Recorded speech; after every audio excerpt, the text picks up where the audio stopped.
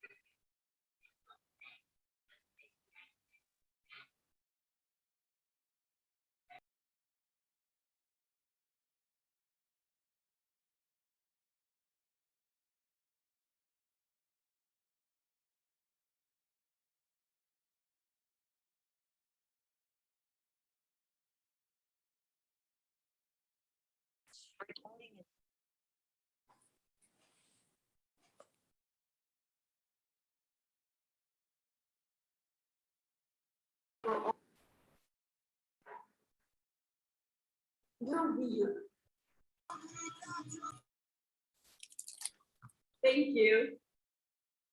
Thanks, Henry. Great job.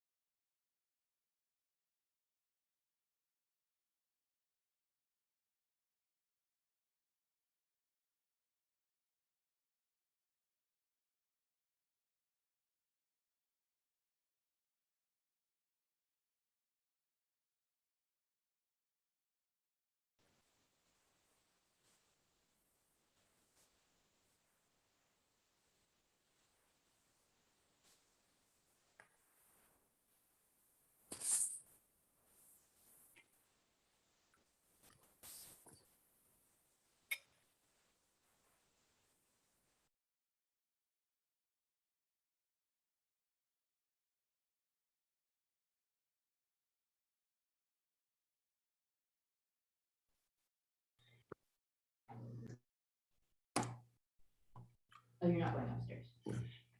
Just chill the cream off.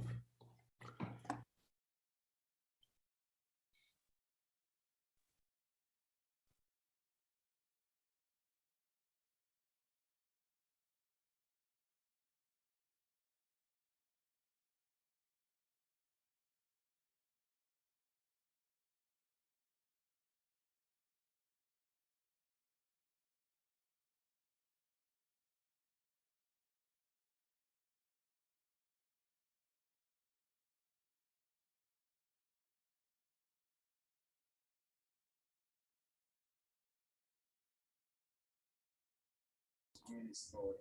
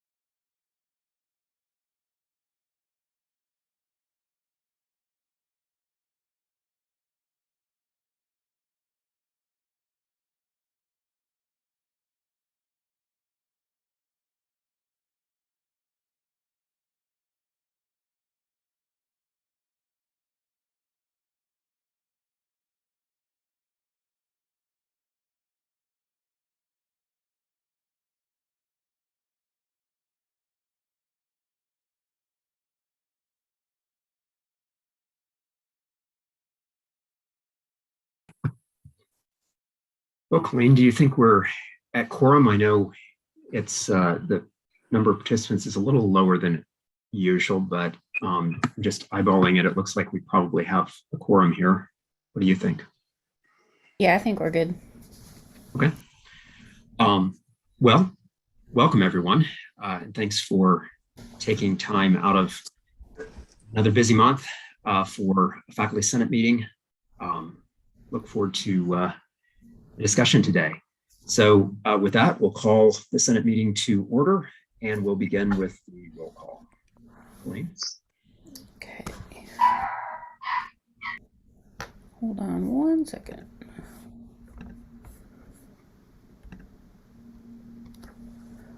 Barber, Here. Barrett, Here. Bowmanier, Here.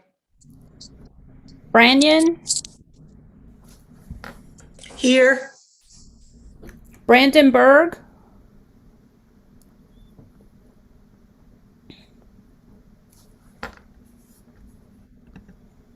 Brown, Here.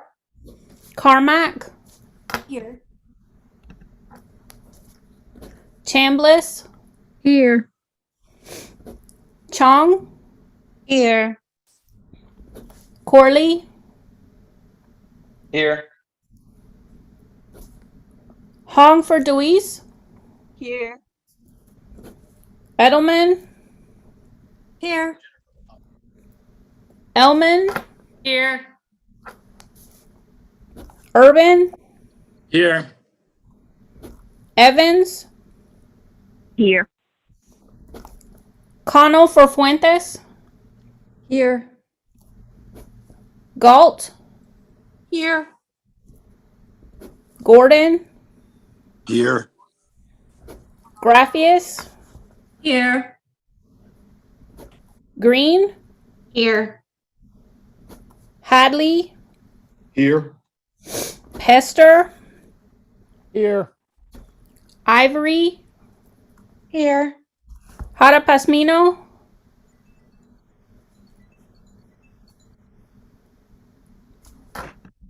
Kellison, Here.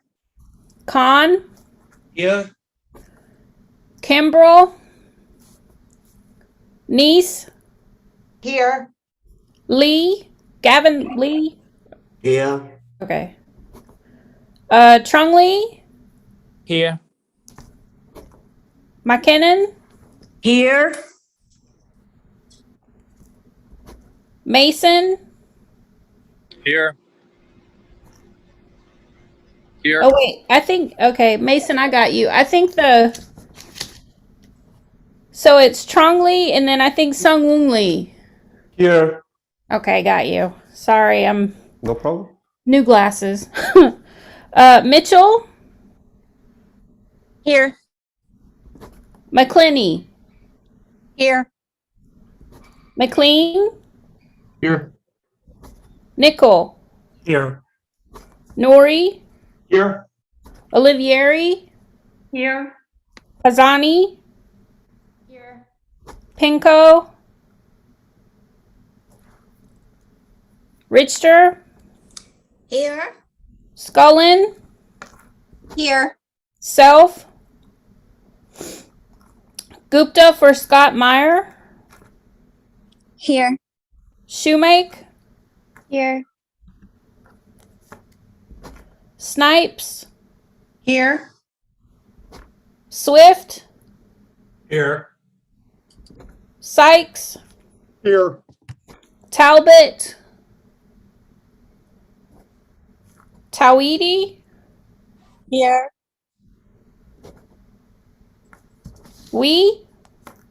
Here.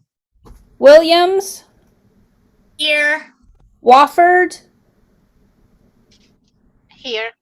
and Yoder. Here. All right, last call for Self, Pinko, Kimbrell, Hadapasmino, and Brandenburg. All right, we're good. Okay, well, thank you again, Colleen. We will start with administrative reports, and I'm pleased to see that our president, Dr. Kelly, is with us today. So, Dr. Kelly, the floor is yours if you'd like to begin. Great. Thank you, Dr. Williams. I appreciate that. I hope everybody is doing well as the fall is falling upon us. I have a few things to share with you, a lot of them outcomes that mark achievement.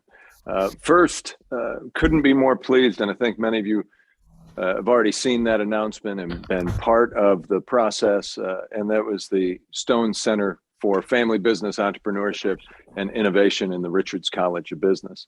The establishment of that center comes from a significant amount of support from the Stone family and from Systems and Methods Incorporated, SMI, which sits right down the street with us and has had 50 years of its life cycle as a company headquartered here in Carrollton.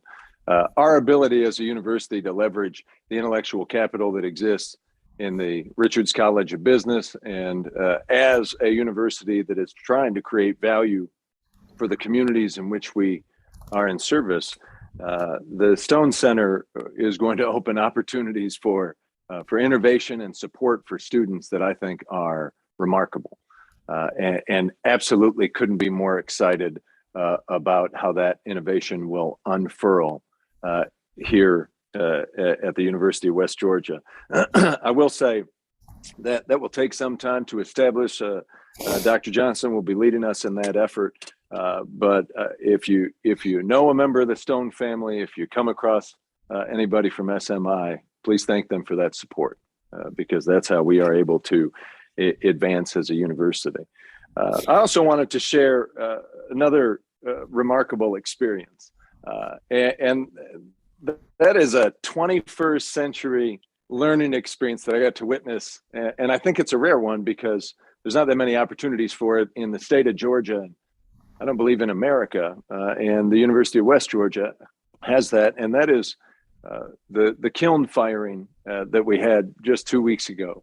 The Department of Art led the firing of a kiln that really comes from a fifth century Chinese tradition for firing ceramics. It takes 24 hours and 7 days a week, or 7 days of a week to fire it, to keep that temperature, and then to take pottery that is not glazed and make it into pottery that is glazed in such a unique fashion because it is the ash that mixes into that chemistry. I say that because I got to go and visit when it was firing and David Collins was leading that. It was remarkable, and then got to go and see the products of that work after it had taken enough days to cool down because it was remarkably hot too. That was a process that I thought, despite the fact that it was founded in the 5th century, represents 21st century learning. It was so interdisciplinary. The amount of chemistry I learned while I was sitting there talking to faculty in the Department of Art because of the way that art form has to be produced was really amazing. And the fact that students ran that operation from beginning to end, 24 hours a day for 7 days, was also remarkable. So I wanted to make certain that we recognize the iron pour that was also driven by students shortly before that. They were some pretty unique experiences. That's not something that you can get at most universities, certainly in the state of Georgia. But of all of the universities that I've represented, we have not had those types of resources available to us in departments, and then to infuse them into teaching and learning so gracefully is something we should celebrate. Also wanted to make sure that we celebrate our new Vice President for Strategic Enrollment Management, Kimberly Scranage, who onboarded a week ago. I think she's on day 10.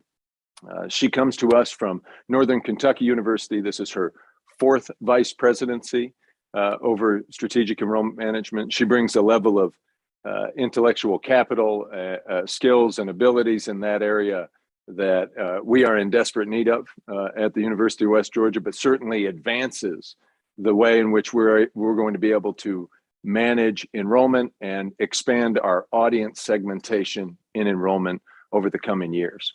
Kimberly is a fantastic leader, incredibly experienced leader, and couldn't be more pleased to have her on the ground here.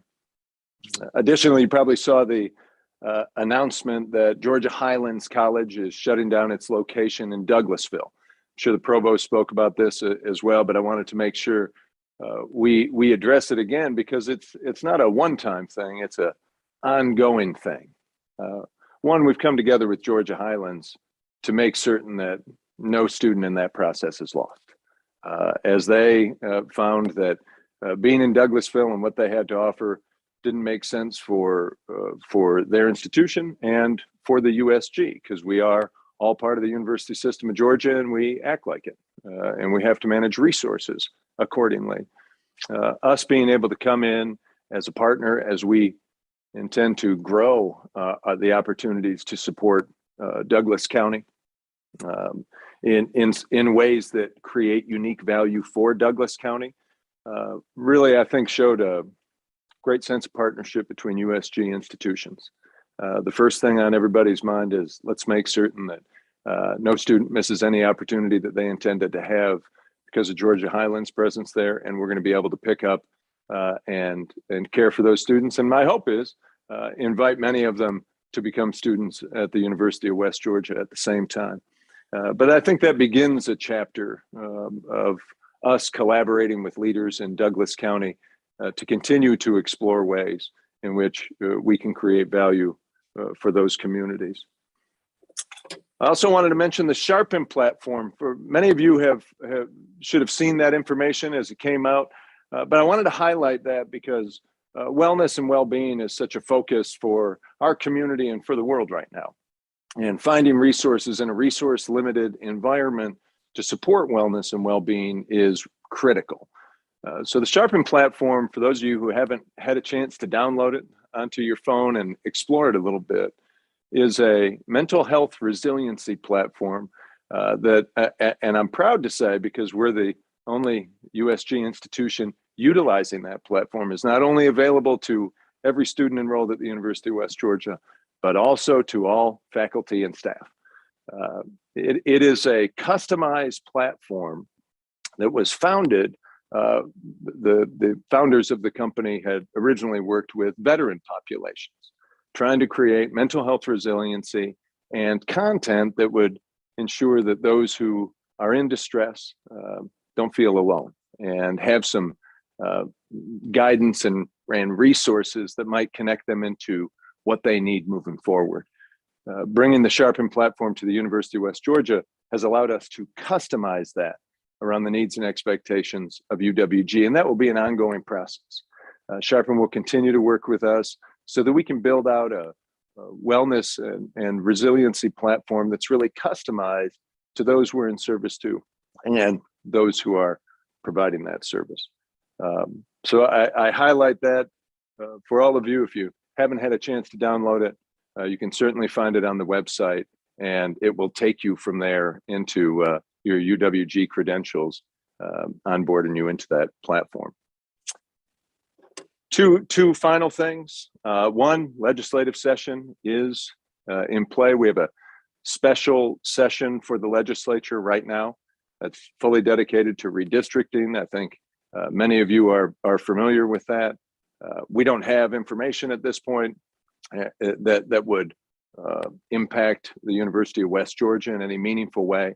But it is meaningful when legislators go back to the State House. The legislative session doesn't start until the new calendar year, but anytime you have legislators who are back at the State House, we have to make sure we're present as well, because they have had a lot of questions about the University System of Georgia and how higher education is conducted over the last year, and certainly during several of the study committees over the summer, specifically the fee study committee in the State House.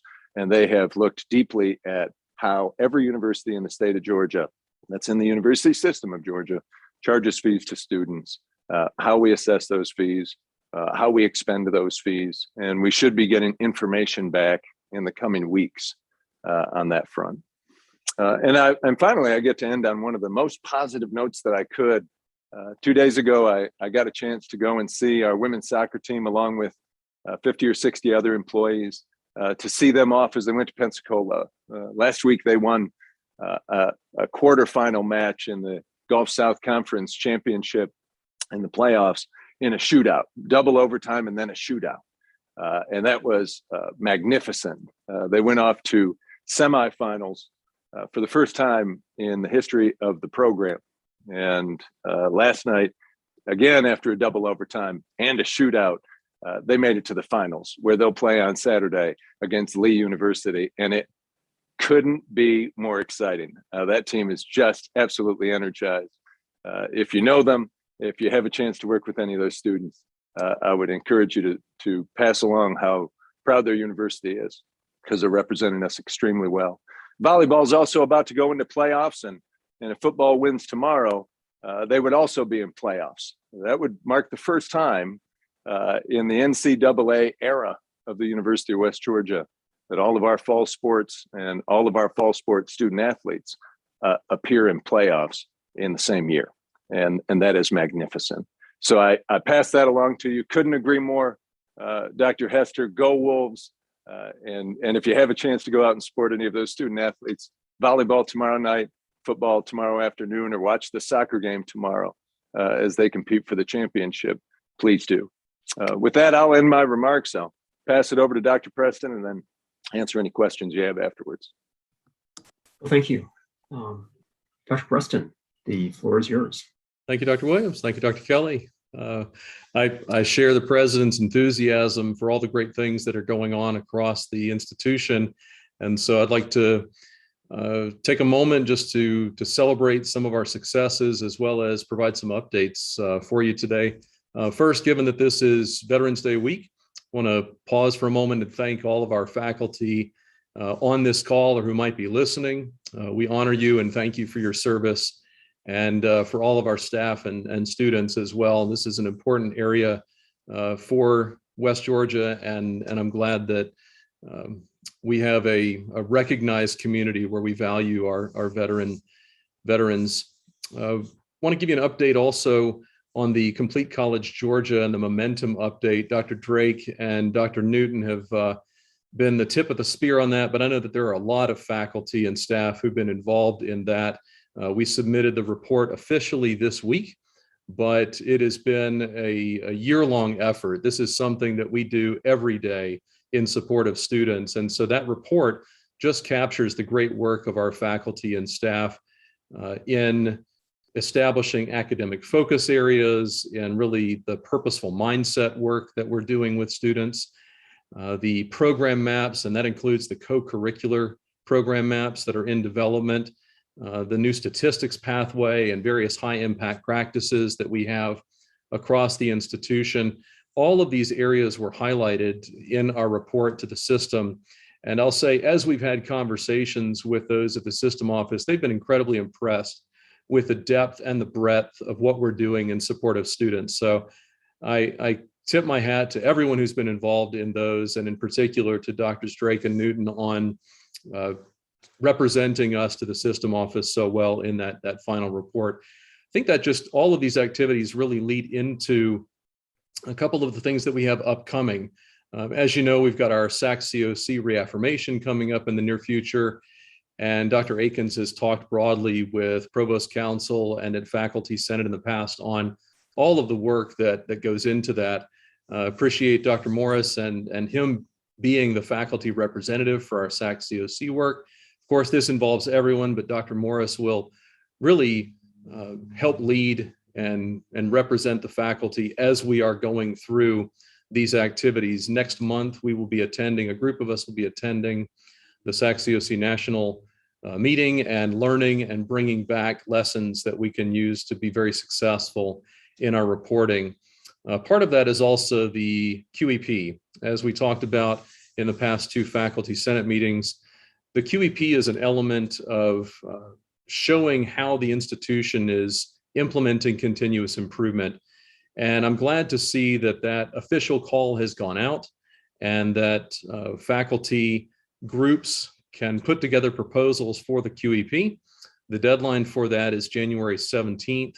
And then we will be reviewing those with public comment and public presentation through a distillation process in January and February, so that by the end of spring semester and at the end of April, we will have coalesced around a QEP that is representative of those faculty proposals, or pick a proposal that really takes things that we're already doing, but takes them to the next level. And that's essential in how SACS looks at our QEP activities. It's something that's already part of our institutional DNA, but that we are investing intentionally in that, so that we are really, it's something that we're known for and meaningfully contributes to the excellence at the institution in support of students. So that's kind of some updates from the SACS COC and QEP and some of the system initiatives. Also happy that we've got the announcement earlier this week, as you saw, the director for the Office of Education Abroad. I thank Dr. Gakier Parker for being our new director, and appreciate everyone who participated in that process, either as an applicant or reviewing. I think we've got a fantastic Ed Abroad program and faculty who are passionate about providing global experiences for our students and bringing students to the world and bringing the world to our campus. And I know that under her leadership, Ed Abroad and in coordination with that advisory board, Education Abroad is going to just expand and continue to be excellent here at West Georgia. I was not able to put some logs in the fire for the kiln, but I did get a chance to go and see the iron pour last week. That was amazing. And if you didn't get a chance to do that, I hope that you'll put that on your calendar next time. Absolutely fantastic. So tip my hat to all of the faculty and the students. When they did the first pour, and you've got molten, it looks like lava, but molten iron being poured in, just absolutely fantastic. So another point of distinction. And as we go through kind of the comprehensive analysis of programs and what is UWG, it's opportunities like that, that we are distinctive and we are unique, and we're providing amazing opportunities for our students that they cannot get in other institutions in the region or even throughout the state. So everyone who participated in that, and not only created great experience for the students, but kept them all safe. That's fantastic. 3,000 degree iron is probably, we've got to keep them safe. That's number one. We've got an amazing theater program, the Pemberley, going on this week and next. And so Dr. Cuomo and everyone involved in that, I've seen some of the dress rehearsal shots, and it just looks absolutely amazing. So I'll point you to our academic affairs newsletter that came out on Monday for some more details on workshops from Center for Teaching and Learning and some other great things that are going on across the institution. But just wanted to pause and highlight some of these. These are really just a small sample of the fantastic things that all of our faculty and students are doing, and you all continue to amaze. Happy to report that we are continue to move forward on esports. We are interviewing coaches this week and hope to have someone in place very soon. New space opening up, and kind of support that co-curricular. As I've indicated before, this is particularly important. Modern universities that are looking to attract students, high school students, middle school students, are looking for places, institutions that support esports, whether they want to view, just like the athletics that Dr. Kelly mentioned earlier in this call, or whether they want to participate. It's not just for players, though. There's opportunity for broadcasting, shoutcasting, all of the elements that go into, and this is a multi-billion-dollar industry. Within the state of Georgia, we have a 15+ year history of legislative support and tax credits that the state has initiated, a growing industry, and UWG is going to be well positioned to bring students in, provide an amazing experience, and then launch their careers into companies. So I'm excited to give you some updates on that in the near future, but also want to announce that the Georgia High School Association, we are hosting in our Coliseum, the Georgia High School Association State Esports Championship on December 16th. That's a fantastic opportunity for more people to come on our campus and be aware of this great institution. And if they're not aware of West Georgia, then this just broadens our visibility throughout the state in attracting students of all majors to come here and study with us. A couple final points. I do want to let you know that I appreciate the work that all of the departments and schools and colleges are doing on the comprehensive analysis of your programs. You're looking at the strategic priorities and those prompts that were provided about how are students doing, what are the curricular elements, co-curricular elements, looking critically at prerequisite chains or flexibility in your degrees, and making sure that all of our degrees are firing on all cylinders, and making sure that we have an opportunity to update them based on your analysis this semester in the fall, going into spring, and having a very active and lively spring semester where any changes the faculty are bringing, we can process and update our programs. I know that the email has gone out. Want to thank Dr. Urban and Dr. Akins for their work in leadership, and the entire faculty development committee. The post-tenure review and the promotion and tenure, the updates that the Board of Regents made last month. We now have details, and that working group led by the faculty development committee is going to be incorporating the changes that were made at the board level and ensure that University of West Georgia's policies and procedures are complying with those new expectations, as well as communicating into each of the schools, colleges, and departments to make sure that local updates can be made to all of our documents for faculty. This is really important on a couple of reasons. Number one, we want to make sure that we are meeting and exceeding the USG expectations in this. And as I've said in multiple forums previously, I'm absolutely confident that the great work of our faculty, we can showcase that through this process. And we will not only be able to update our documents and comply with the new expectations, but also going forward, our faculty will be able to demonstrate the excellence of their work and go through these modified processes in the future. Before questions, I'd like to end by kind of ending on the most important part, and that is our students, right? We've got fantastic programs, great facilities, wonderful faculty, all in service to students. And just earlier today, I encountered two different students walking across campus. One is a graduating senior who is excited to be crossing that stage soon. And she is looking forward to pursuing graduate studies in cybersecurity. So I'm particularly proud of our institution for serving her well and preparing her for the next thing for her. That's wonderful when we can celebrate the students. So I know in just under a month, we'll be celebrating commencement, but just like our Complete College Georgia work isn't a one-time report, the crossing of the stage and graduation is a one-time event, but it's a culmination of thousands of things that we do in service to students. And Shadara was that conversation, and her ability to move on to the next thing in her life was because of what this institution and the faculty and staff have done in service to her. And then on the other end of that, I saw a family walking across campus, pulling out a map and trying to figure out where they need to go.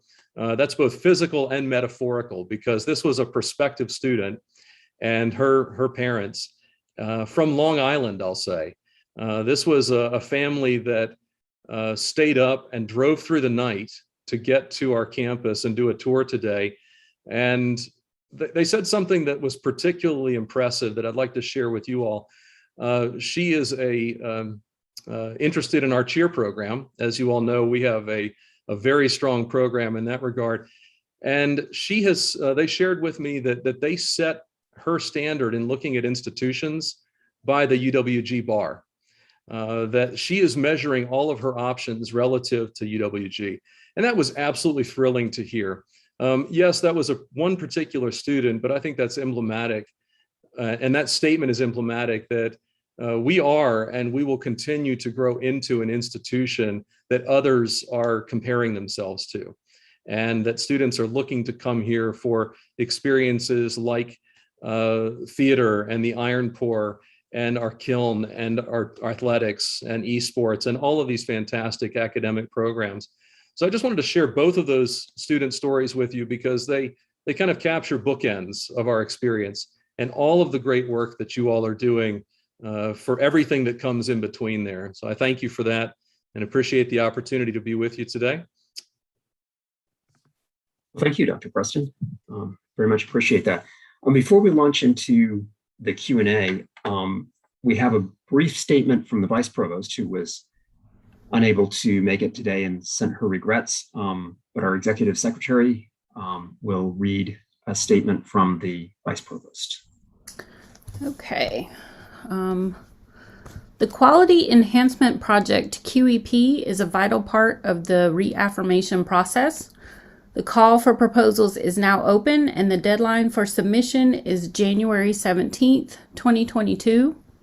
On Thursday, November 18th, 2021, next week, from 11:30 a.m. until 1 p.m. in the Campus Center Conference Room 105, there will be an opportunity for all faculty considering writing a QEP proposal to get answers to their questions.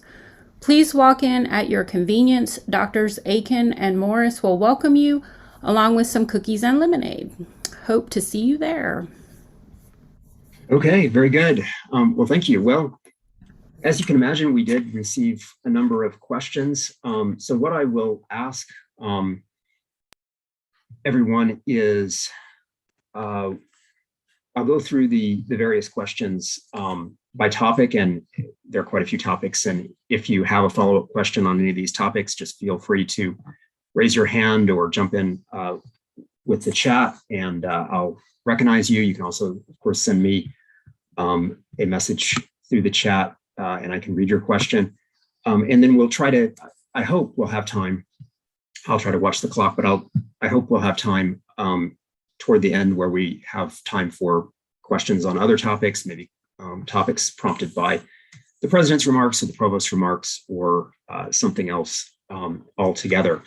But the first question that I have is about faculty concerns about eCore. And so here's the pre-written question that I received.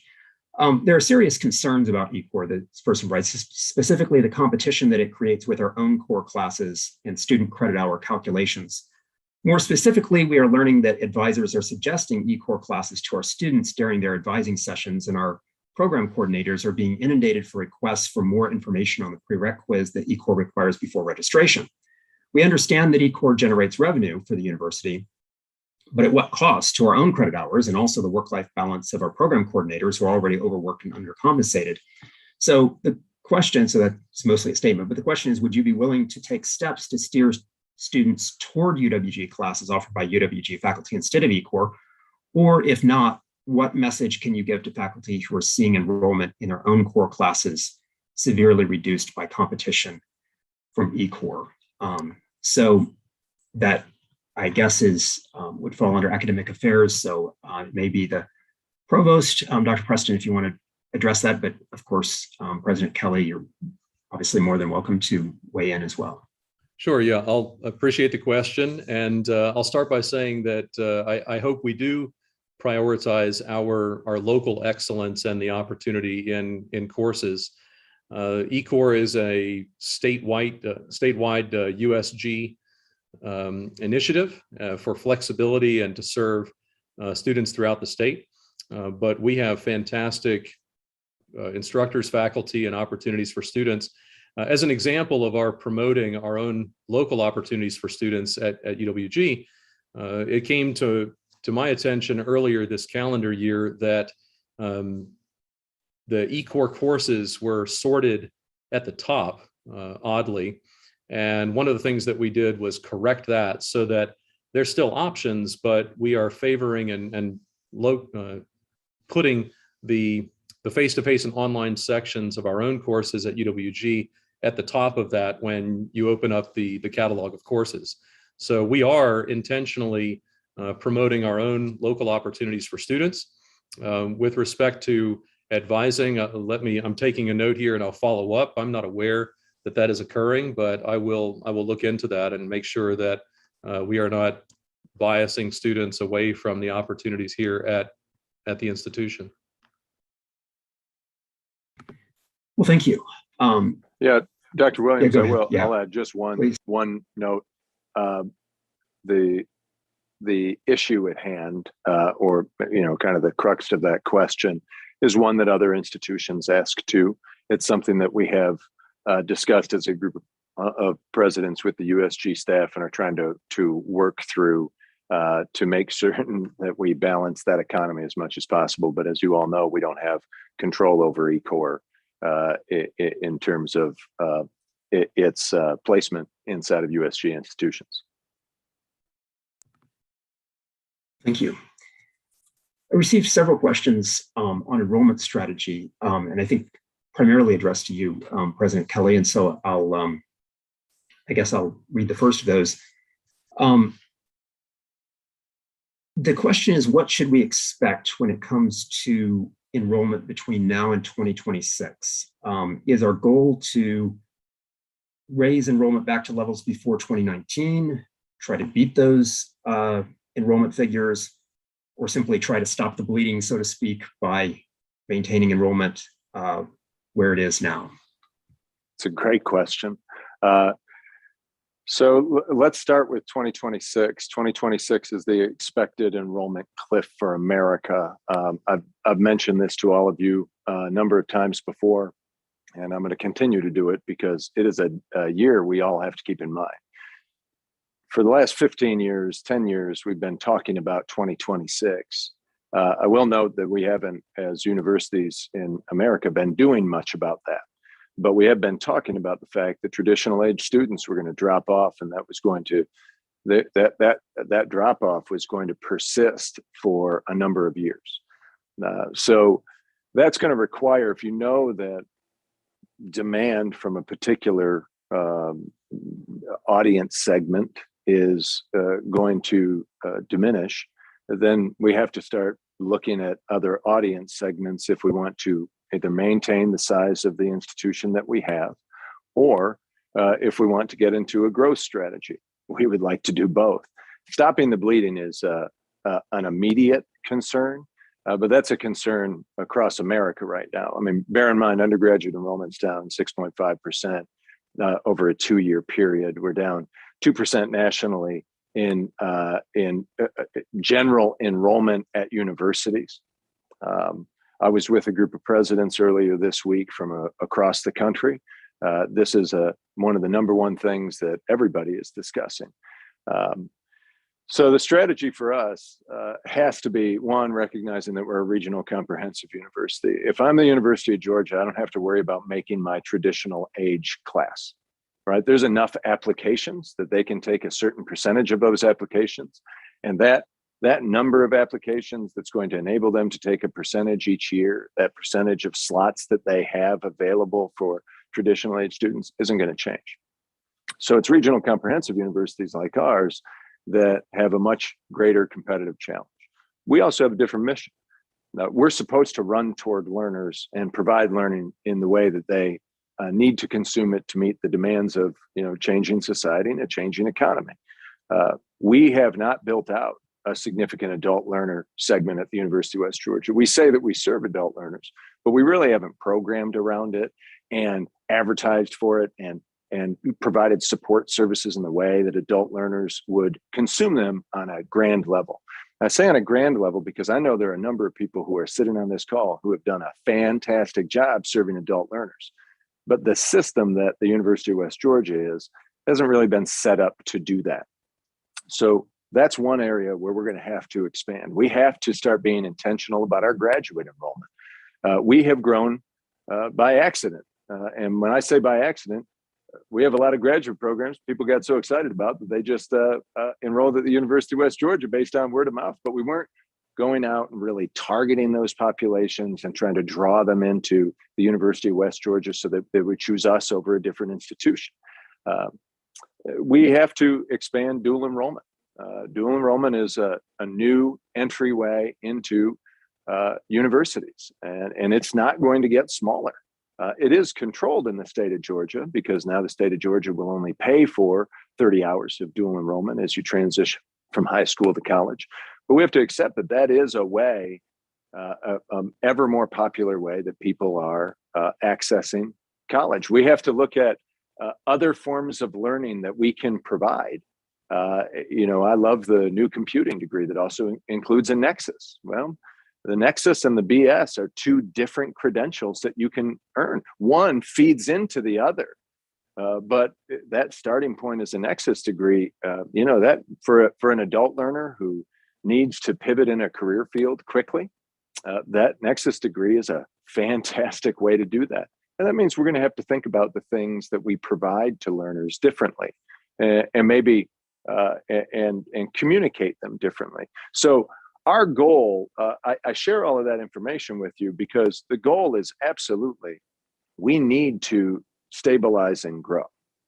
But we're in a more competitive environment than ever because 2026 showed up this year. It really showed up last year, and it showed up there, all over the country. And so we've got, we've got challenges ahead of us. But I sat with a group of USG presidents, and when you look at 20 institutions where enrollment is down year over year, in some places in very, very significant numbers, and that's not because somebody was doing something wrong. It's because a lot of America just opted out of higher education in an incredibly complex time, both for the economy and because of a public health issue that is ever more complicated. Bringing in Vice President Scranage, breaking enrollment management off and all of its associated functions into a strategic enrollment management unit that allows us to focus in with an all hands on deck approach to curating classes of students for the University of West Georgia, which is different than enrolling classes of students. When you curate a class of students, you're going after those who are going to, they're kind of ready to be successful because everything that they need to be successful is provided by the University of West Georgia. It's a student who, if they went to another institution, maybe wouldn't find what they need because we are uniquely paired with their needs and expectations. Kimberly Scranage brings that type of expertise, which is going to allow us to activate all of the associated and supporting expertise, activities, resources, and the like, to put us on the road to having a strategic enrollment management plan that looks out multiple years instead of multiple weeks, and put ourselves in the position to, I hope, assuming that America doesn't take a turn in a direction that we can't account for right now. And let's be clear, if you look at the data, that is absolutely possible.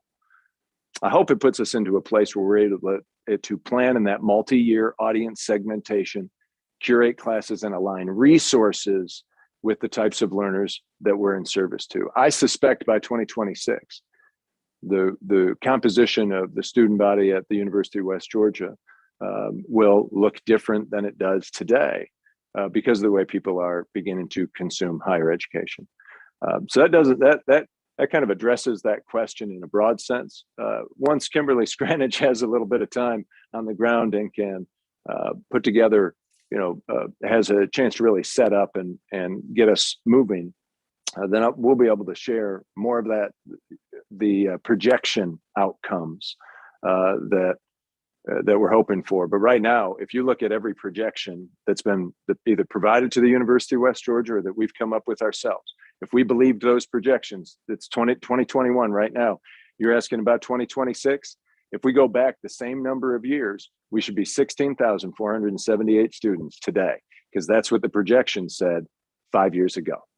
And that projection was 100% wrong. And I'm not sure what data was informing it, but it appears in multiple forms. We have to go and be better than that and be ready to pivot in a changing marketplace, because that's exactly what is occurring in higher education right now. If there's any question about my answer to this is a when I say hyper-competitive market, I mean you are fighting to survive in this marketplace, which is why we've made the structural changes at the university that we have so that we can go and address that. Well, thank you. Excuse me. Thank you, President Kelly. A follow-up question to that from someone else is, if we're vitally concerned about enrollment management, which we all agree that we very much are, why was the Center for Adult Learners and Veterans closed? Because that would seem to be an ideal office to reach out to maybe a non-traditional student population. If it was an ideal office to do that, I will note that we would have a large adult learner population, and we don't. We have an accidental one, if anything. The office actually made recommendations around desired outcomes, and it wasn't closed, it was distributed. And I think, Dr. Preston, you're probably better positioned with the specific details on that particular question, wouldn't you say?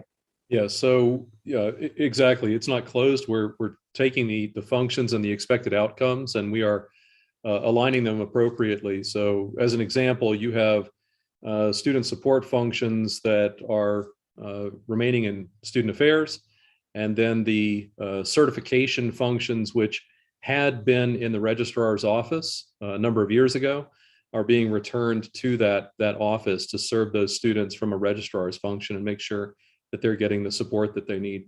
So to clarify, that office is serving students. The function of it is being distributed within enrollment management, within student affairs and academic affairs. And I echo President Kelly's comment that we are looking for stronger outcomes in that area, exactly to grow that and serve those populations, more students, and serve them better. Yeah, and we should extend that to the veteran population as well, because there needs to be more robust support around veteran populations, which that office was serving some of and doing good work, especially with the veterans who were working in that office. But that's a complicated environment right now too, and it's important for us to restation that around more advanced military veteran resource centers. There are two questions regarding the Office of Research and Sponsored Operations. And I know Dr. Ela is in on this call. The question I think is addressed to the provost, but obviously, Dr. Ela wants to jump in on this. That would be fine with me. So the questions are, is the rumor correct that there is no staff left in the ORSP office other than Dr. Ela? And if so, how are faculty supposed to apply for grants? And the follow-up or related question to that is, we're facing a crisis in sponsored operations right now, which is impacting our abilities to complete legal contractual commitments on grants received. What are you doing to address this? So the two related questions both have to do with low level of staffing or absence of staffing in ORSP, and what is the university doing to address that so faculty can move forward with the grant application and grant management process? Yeah, this is a huge area for the institution, and thus why we have invested in a vice president for innovation and research. As you all have heard me say on a number of points, we are looking to expand and to support faculty in this area on the specific issues of how the office is functioning and serving. We are in compliance with all expectations. We are having personnel transition, and working as quickly as possible to fill those vacancies. For the specific question of how do we make sure that faculty are getting the resources and the support that they need, I'll defer to Dr. Ela to answer that portion and talk about how he and that office will serve faculty. Dr. Ela, if you want to jump in and address this question, you're welcome to do so.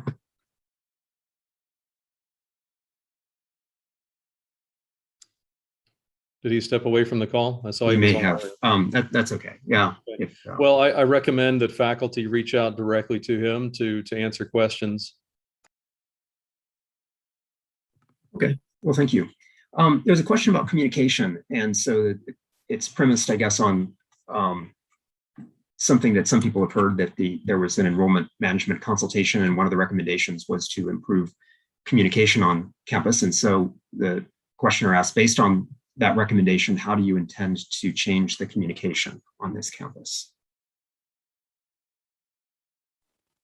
Well, I think so. One, that was that report was coming out of the comprehensive analysis of programs, but it was specifically focused on enrollment management. There were 14 recommendations, not one. And that process started in, Dr. Preston, correct me if I'm wrong, July, maybe a little earlier. And it was conducted through a wide series of interviews and a lot of data analysis of the University of West Georgia. So one of the things that we want to get out of any time we do an analysis like that, we gather data, is to try to get as many holistic recommendations as possible. So the first 13 of those recommendations really focus in on the structural inadequacies that we have related to strategic enrollment management and how we can go and correct those. And then certainly, I think just like any circumstance right now, communication, the pace of change at institutions, all of those issues get rolled up into a recommendation that wants to make sure that those are recognized, that they impact institutions. And we talked to the consultant a lot and worked through that report in detail. We've done, anytime somebody asks about communication, the first question that has to be asked is, what exactly is it that needs to be communicated, right? And then who is the audience? And I say that as a communication person, that's the question to answer. So we find as many spaces as we can. Every institution is a little bit different, but I've never served at an institution where that was not the case, either as a speaker or as a listener. So we've developed a number of practices that I think help to address that, and we're going to continue in a dynamic fashion to try to meet the needs and expectations of those we're in service to, just like I hope all of you will as well. I started Continuous Improvement Institutes, just over a year ago, so we get a chance to bring large groups of leaders together and make certain that we're having strategic improvement conversations on a regular basis. One of the recommendations that came out of that report was more small group sessions, right? So that those types of strategic improvement conversations can be engaged in productive conversation in smaller groups. That's certainly a practice that I've been engaging in over the last months, and I know Dr. Preston has as well. One of the other pieces that came out of that recommendation and the conversation related to it is make certain that we're actually empowering leaders to be able to deliver information and communication, right? Because all communication at a healthy university shouldn't be coming from the person in my position. It should be something where, kind of the person that's most closely associated with the employee in a supervisory role should be able to provide that. Where we see breakdowns in that, we want to go and address that. That's going to be a dynamic situation. It's moments like this where we get to come to Faculty Senate and we get to have open dialogue. And I appreciate you ensuring that there's ample time for that. Staff Advisory Council. I have roundtables with groups of students on a regular basis, as I know many other leaders do too. Communication is a responsibility that includes it includes everyone, but part of that is the communication of just kind of what message is it specifically, because when we talk about communication generally, that's a little too broad to be able to address. So we are trying to approach it by continuing to talk through that, continuing to talk to leaders and others throughout the organization to see what they need, and then to adapt practice around that. And that's what I'm going to be continuing to do. And I'm going to ask every leader at the university to continue to do the same thing. If we keep trying to get better, I think that's probably a better mindset toward it than for us to try to think that any one approach is going to meet everybody's needs and expectations.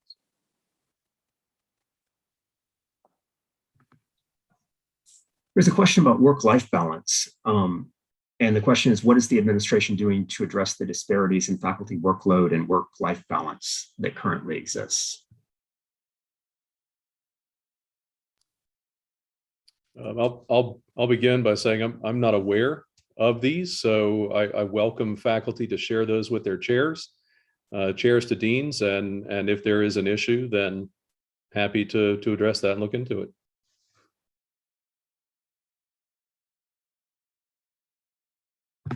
Okay, thank you. There's another question about compensation, and that is, what challenges, barriers, or opportunities do you see in your effort to change the rhetoric on campus regarding compensation? And in parentheses, the person wrote, e.g. through grants, course releases, summer work.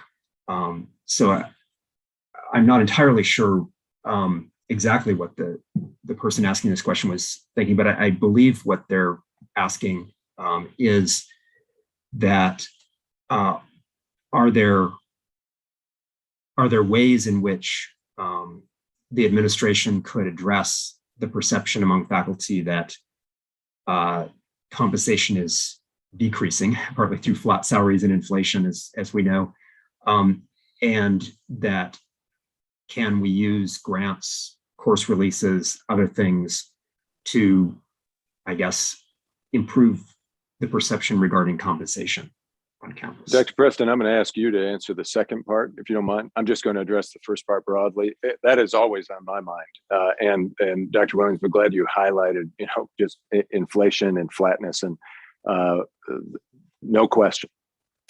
We are really, really focused on those particular metrics. It's a key priority for me. It's also a conversation, obviously, with the USG and with the state. And I say obviously because when we are talking broadly about compensation across all of the workforce segments at an institution, that really is not something that's just solely within the purview of the university. We have to be really working with our colleagues in Atlanta. And I will tell you right now, that's exactly what we're doing. I think it's a little too early in the year for us to have some clarity on that front, but I'm hoping that we will have something positive, a positive step forward at that level later in the year.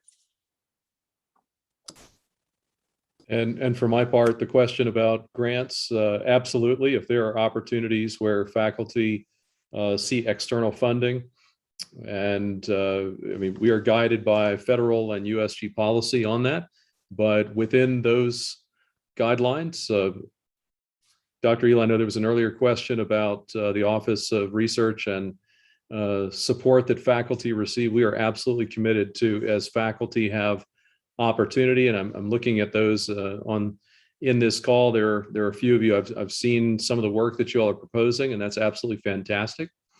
So external funding and grants is a way of funding summer, and within the USG and federal guidelines, we've got opportunity beyond that as well. I will point out, given the level of financial commitments that the federal government has made, then in my many years in higher education, I have never seen an opportunity like we have right now with the investments that the U.S. is making in opportunities for improving the lives of citizens, infrastructure, et cetera. And I know that Dr. Ela said this when he was interviewing, and every day since, that we have an opportunity right now to go out and be a resource in implementing some of these imperatives that the federal government is investing in. There's a question related to, I guess, regarding the university's vision for the Faculty Senate. And so the question is, would you articulate your vision for the role of Faculty Senate in advancing the interests of the university?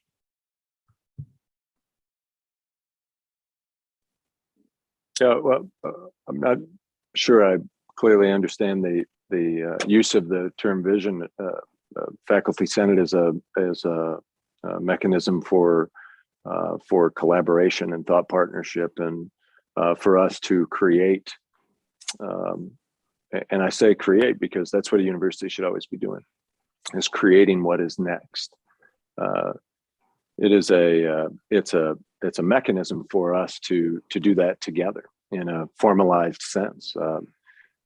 When you have, I'm not sure if there's a vision to come along with that as much as a commitment to the function and to optimizing its ability to positively contribute to the future of the university in a changing environment.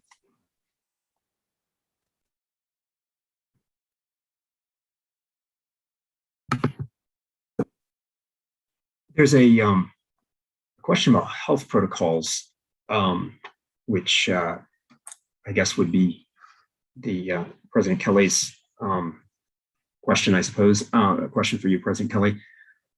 It says there seems to be some virus going about campus that doesn't seem to be COVID related. Should members of the university community come to campus if they believe that their symptoms are not COVID related? So of course, on the health services page, there's a lot of information about what to do if you suspect COVID, the protocol for taking a COVID test and all of that.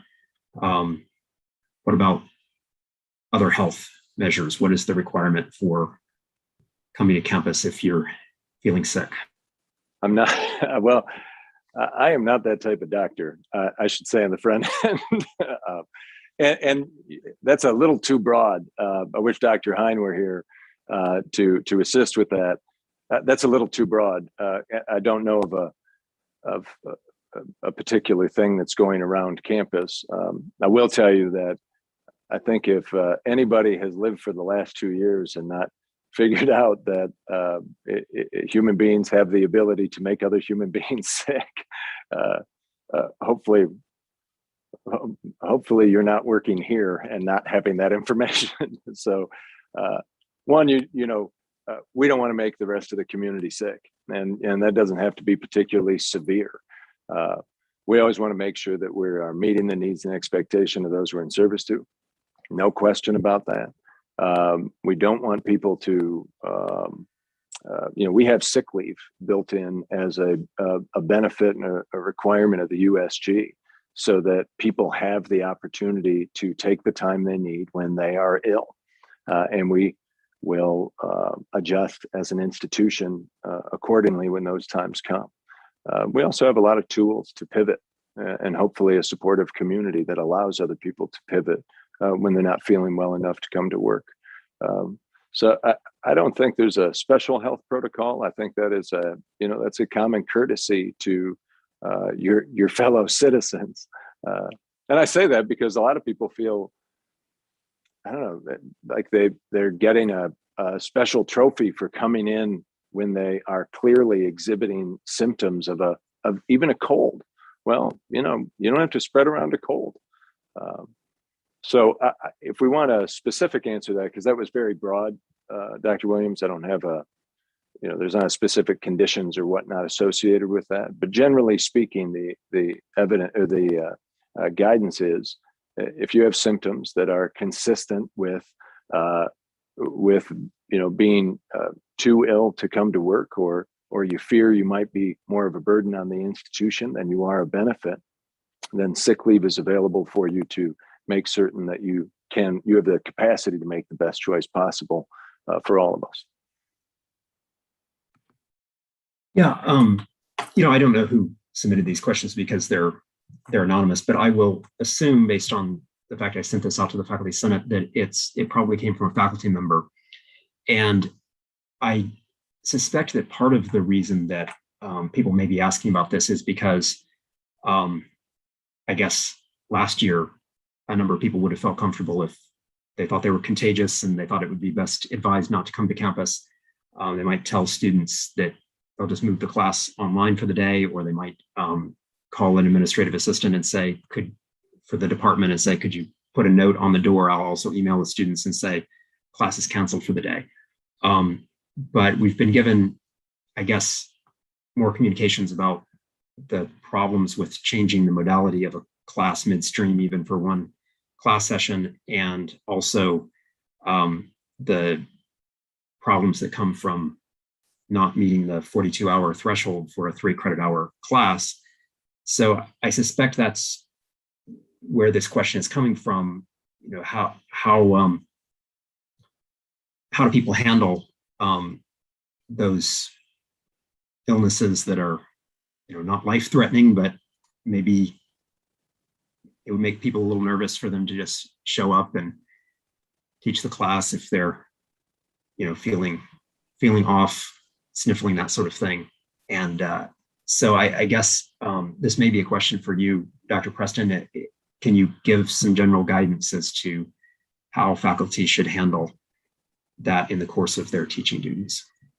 In advance of Dr. Preston giving specifics on that, and I do think he's the right person to ask, bear in mind that the USG has provided us some very specific guidelines related to that. I mean, you are all aware of those guidelines, and we are obligated to adhere to them. You know, when a person takes sick leave, they don't work, and that's why I highlight that particular option. But to work through the more dynamic elements of that, Dr. Preston. Yeah, I would say echo President Kelly's comments that we have USG guidelines for sick leave, and you're certainly not expected to be working while you're on sick leave. You should take care of yourself, and I think that goes back to the earlier question of work-life balance and wholeness. So I affirm that. And the specifics, I encourage faculty to reach out to the department chair for guidance on specific situations. Are there other faculty who can step in and assist? And we're here for each other and support each other. To your question about Carnegie Contact and making sure that students get the whole course, not only for the getting the knowledge and the learning that they need for that particular course, but in subsequent courses that rely upon that, there are multiple ways of meeting that need. So from a, there were the broader guidelines, I think, were intended to ensure that what students signed up for was what they were going to be getting on a one-off basis and so forth. The standard practice that we have always done, courtesy and making sure that we are good citizens and not coming in when we're ill and passing that on, are still very much true today, as they have been for years past. There's a question from the chat. Is there any news on the chancellor search? No. That's what I suspected. Full amount of information. Yeah, I think we're all waiting on that. But there's and the final question I have before I just open it up to anyone to ask questions if you'd like. But it's very similar to a question that was asked at a previous Faculty Senate meeting, I believe. And that's what is being done by the administration to address low faculty morale. I guess there's a general feeling among some people, at least, that number of people, that faculty morale is low. Is there an administrative strategy to try to address that? Yeah, I think both Dr. Preston and I can address that from different vantage points. Let's not put it at just faculty. We always make it inclusive of all of our employees. And the question has come up before, and I'm gonna say some of the same things. And then I'm gonna address the second part of your question, which was kind of, is there, what's the strategy or the elements that we put in place in our organization to help with that? One, we all have to accept that we are living in a crazy time, a very unique time in human history where, gosh, I've spent so much time with other university presidents and CEOs of companies, and this question, it continues to come up everywhere. And it's not about anything specific as much as it is, there's a weight in terms of uncertainty, especially at universities right now, because we are in a time where not only have we had to deal with a pandemic, we have to deal with dropping enrollments. And I don't mean dropping enrollments in the, gosh, we're down this year. I mean, the industry is in sway. right now. And I share that with you because we need to have an honest dialogue about the fact that the changes that we're experiencing in our industry are very real. And that's hard for people. When you are a person in a leadership role, it's hard. When you are a person who is receiving that leadership or a part of the institution at a segment where you're not, you're involved in a part of that function, but not in a more global perspective, it's hard. And that uncertainty creates anxiety. And that's a challenge for us. That's why we bring in the Sharpen platform. It's why we celebrate the fact that it's a beautiful day out, and hopefully we are able to make adjustments strategically as an institution to adapt to the marketplace so that we see more success, and that success, is kind of energizes our employees. In the same moment, we also have to accept that, in many ways,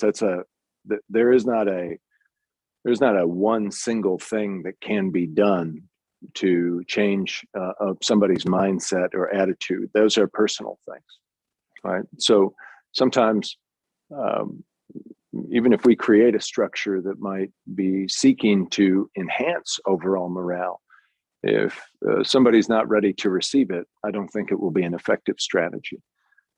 When we wake up and we decide, kind of how what lens we're going to see the world through, and how we're going to approach our work, that does influence where you're going to land as an individual. And I say that because that's everybody, right? That accounts for all of us, regardless of our situations. And know that my conversations are across industries and across the country, and what a challenging time it is, because we can't, I'm having a difficult time finding any segment that isn't dealing with some of the same issues. And I'm grateful, by the way, while we're talking about that, for all of our healthcare workers who continue to work in a very dynamic and challenging environment as well.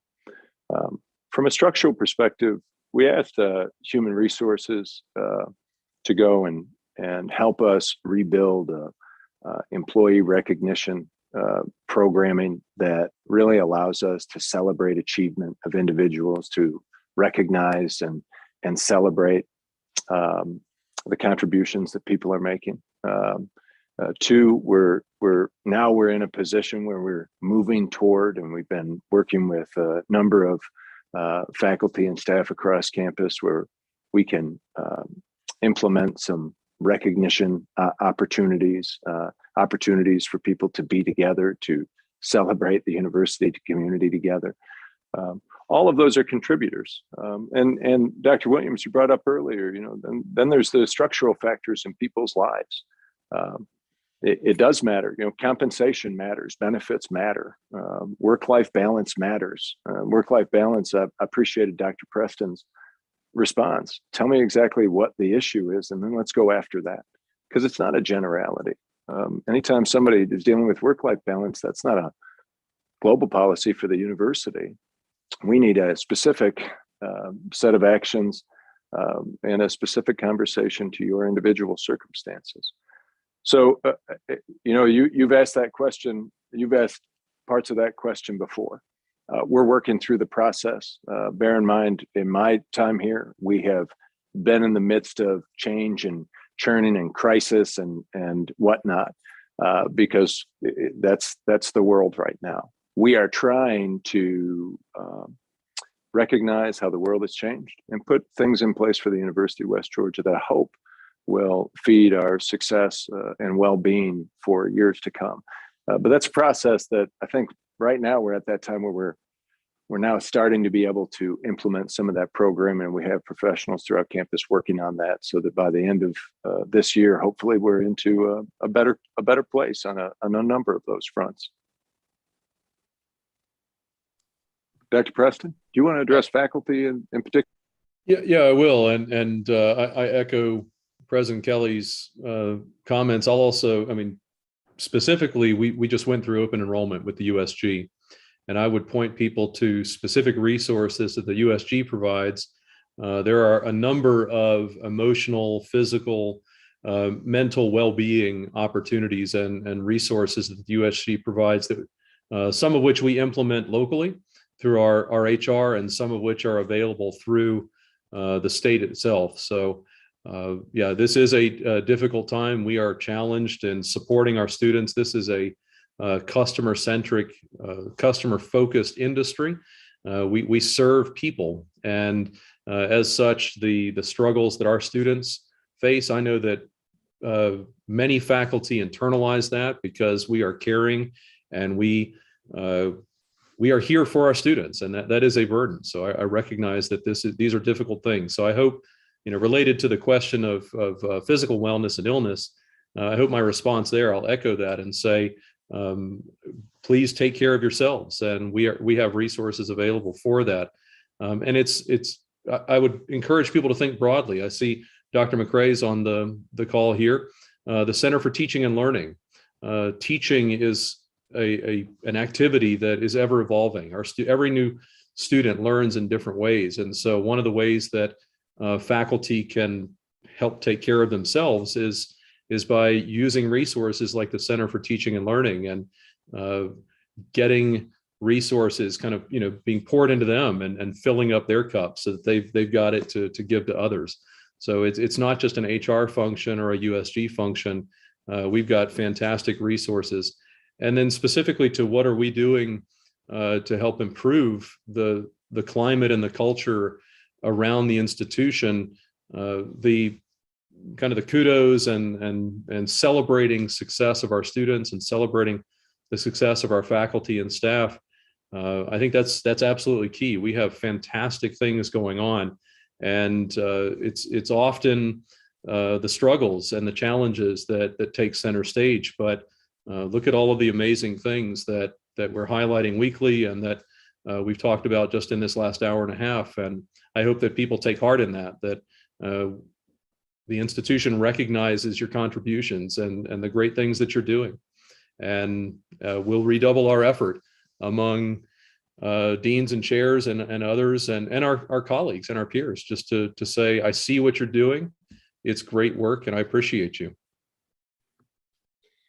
As a follow-up question that I just received, one faculty member asked when we're going to receive the results of the engagement survey that was sent out to UWG community members, faculty, staff, students, others earlier this semester. That was not an engagement survey. That was a part of the quantitative research for integrated marketing and communications. So that was, kind of not about the role that people play at the university, and the university itself was very much focused on perceptions of it, so that can feed into the larger integrated marketing and communication strategy that we will need moving forward.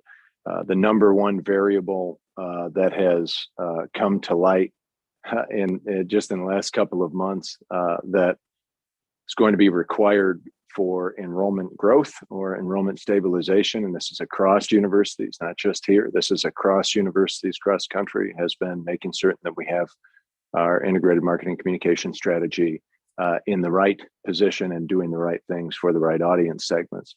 So that was not directed toward that. However, we do have a team of people who are, I think by my understanding is I'll get those recommendations by probably December, have been formulating those survey tools so that we do get a chance to have regular data coming in as a community that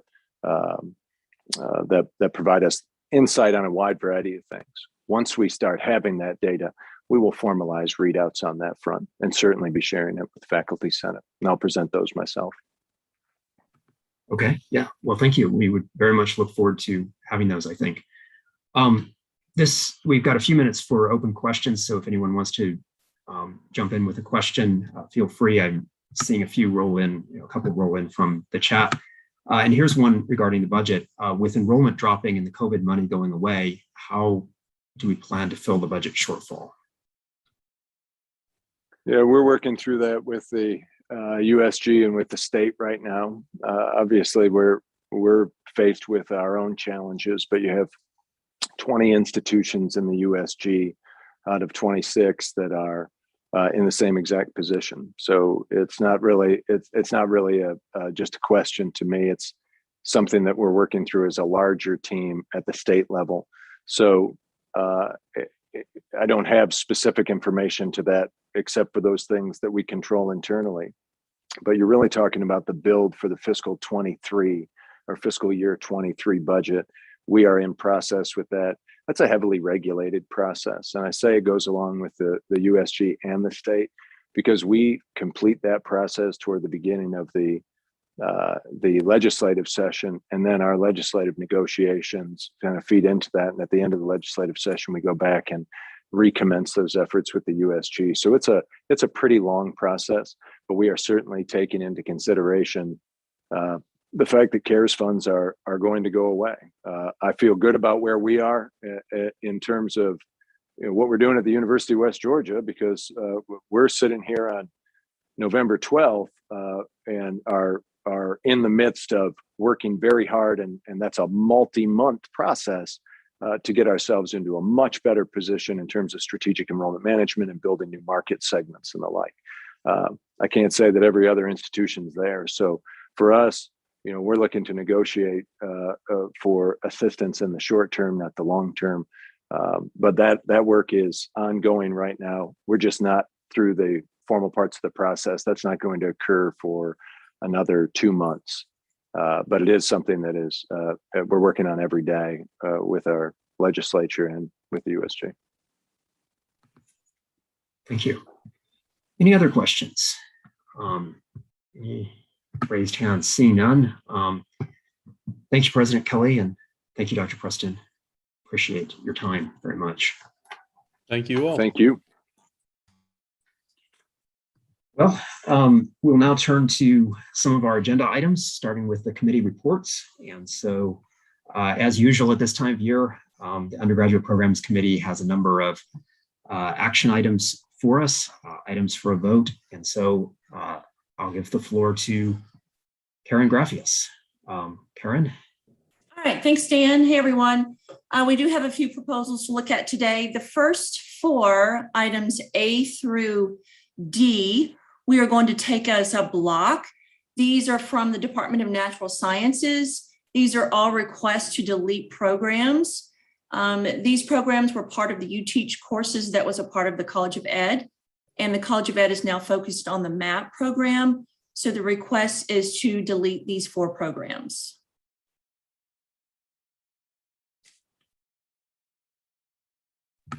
Okay, so I think we're ready for a vote on this, seeing no raised hands, no questions coming in. So we'll take as a block the items A through D from the Department of Natural Sciences.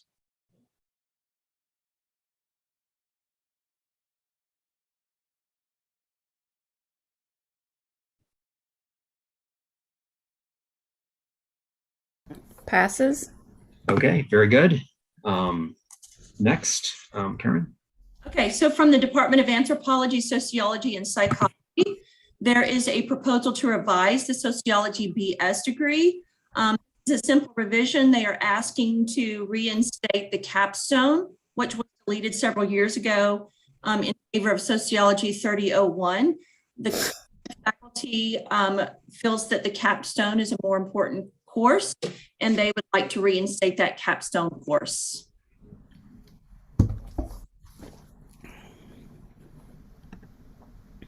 Okay, we'll call for a vote on that.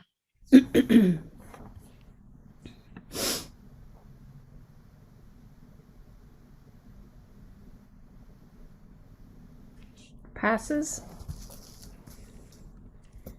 Very good. Karen? All right, the next item comes from the College of Education, from the Department of Sports Management, Wellness, and Physical Education. This request to revise the Health and Community Wellness BS. This is a pretty detailed revision that includes adding 4 tracks to the BS. These 4 tracks are athletic training, dietetics, occupational therapy, and physical therapy. This revision involves adding 3 new courses, which we have already approved. And I believe that's it. So any questions about that one? Seeing no questions, we'll go ahead with the vote.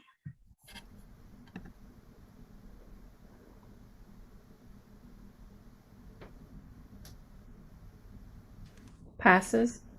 Very good. Finally, Karen, something from University College, I believe. Yes, from the University of College, the Department of Civic Engagement and Public Service. This is a request to add the public service minor. Program is being added in order to increase students' awareness of the structure and systems of the public sector. And it's hoped that this program will foster interest in this workforce, which has one of the highest median ages of any industry.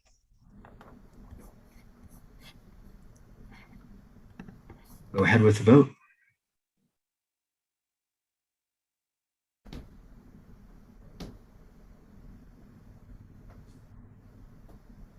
Passes.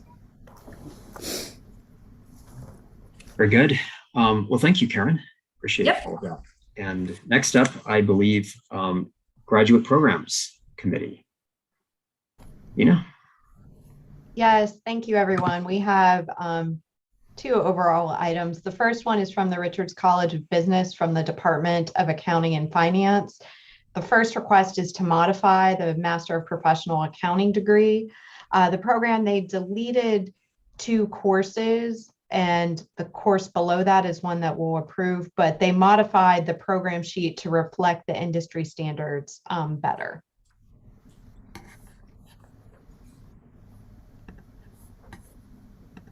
We'll go ahead with a vote on that.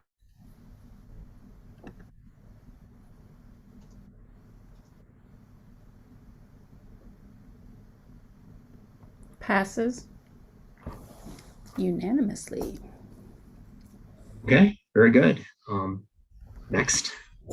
Yes, and the next course is to add Accounting 6265, Accounting for Sustainability. This was an update to the program sheet, and then took the place of the 2 courses that were deleted. Okay, we'll go ahead with a vote on that.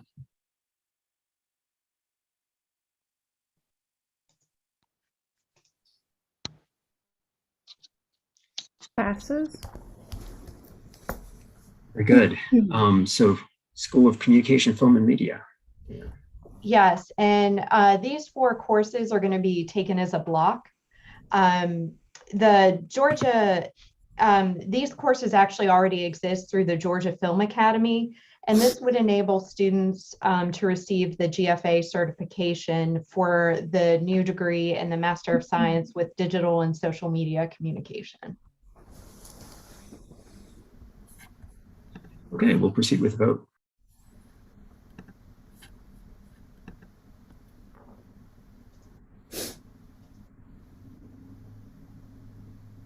Passes. Excellent. So now I think you have an information item for us, and I know there are some questions on this. I've received one faculty question on this already that I think after you present this item, I may read for possibly the provost's response. But I think first it would be good, of course, for you to present the information item. So, Nina, the floor is yours. Yes, the information item, it's the graduate assistantship, it's guidelines for assistantships within academic affairs. At first, this did come through GPC for a vote for a policy in terms of graduate assistantships that would be requested through the graduate school. So it was, we did vote on it and it did not pass per policy, but then we received clarification at our last meeting that there were guidelines to be put in place that was not intended to be a policy, but just for GPC to have input. So at our last meeting, we didn't vote on the content, but we referred it to the Executive Committee of Faculty Senate just to know where this stood, whether it was action or information item. So that is where we're at with this particular addendum. So I'll turn the floor back over, Dan, to you just in terms of the question. Okay. Yes. So I hope everyone has had it who wanted to know about this policy, which would certainly be everyone who's representing a program that has a graduate program component, should be very interested in this policy. But the policy relates to how graduate assistants are funded. And Dr. Preston, I'm glad you're still in on the call, because the question that I received is, since the Senate GPC committee voted this proposal down in its original form, the question is, why are we going forward with a procedure that faculty oppose? And the questioner asked for the provost, Dr. Preston, can you go on record as saying that this is essentially a policy that you own and you're going forward with it against the recommendation of the faculty? Yeah, I will state that this is not a policy. That was an error. And I spoke extensively on this at the Faculty Senate Executive Committee a week ago. So I've deferred the question to the Dean of the Graduate School to clarify if needed. Let's see if Dr. Ziegler is in on the call. Probably not. I don't think he is. I'll send him an so- invite real quick. He might be watching. Okay. So maybe in a couple minutes, if Dr. Ziegler wants to jump in, that would be excellent. I'm sure would welcome his participation. Any other questions on this or comments on this information item? Of course, this is not being brought to us for a vote. It's being presented as guidelines just for the Senate's information. But this is obviously an opportunity to ask about it if anyone would like to raise a question.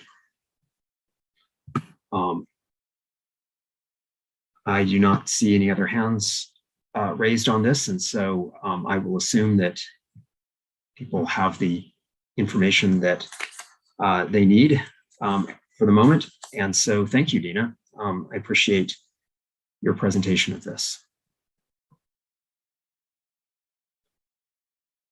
Next, we have a presentation from Patrick Urban from the Faculty Development Committee. The FDC is going to be doing some very important work.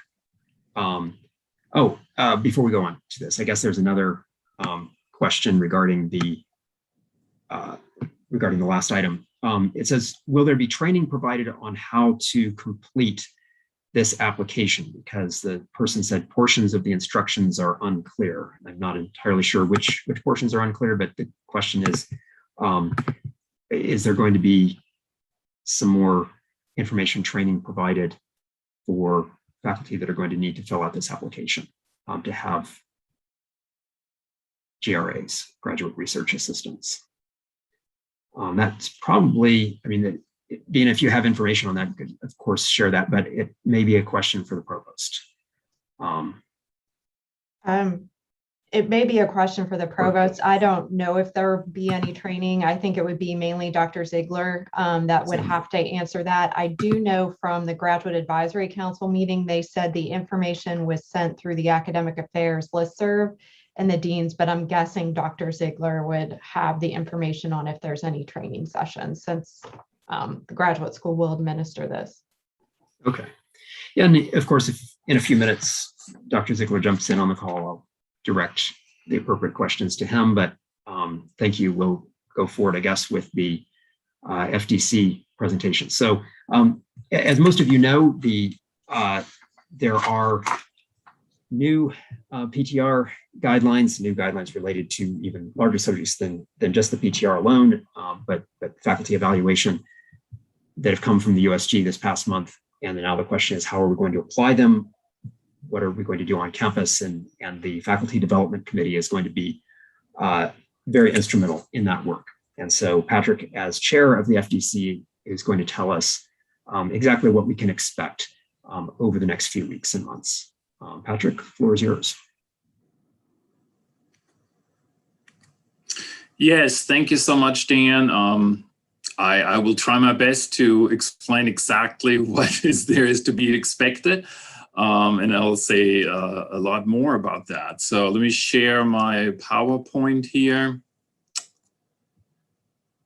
I am screen sharing. Wonderful. All right. Hold on.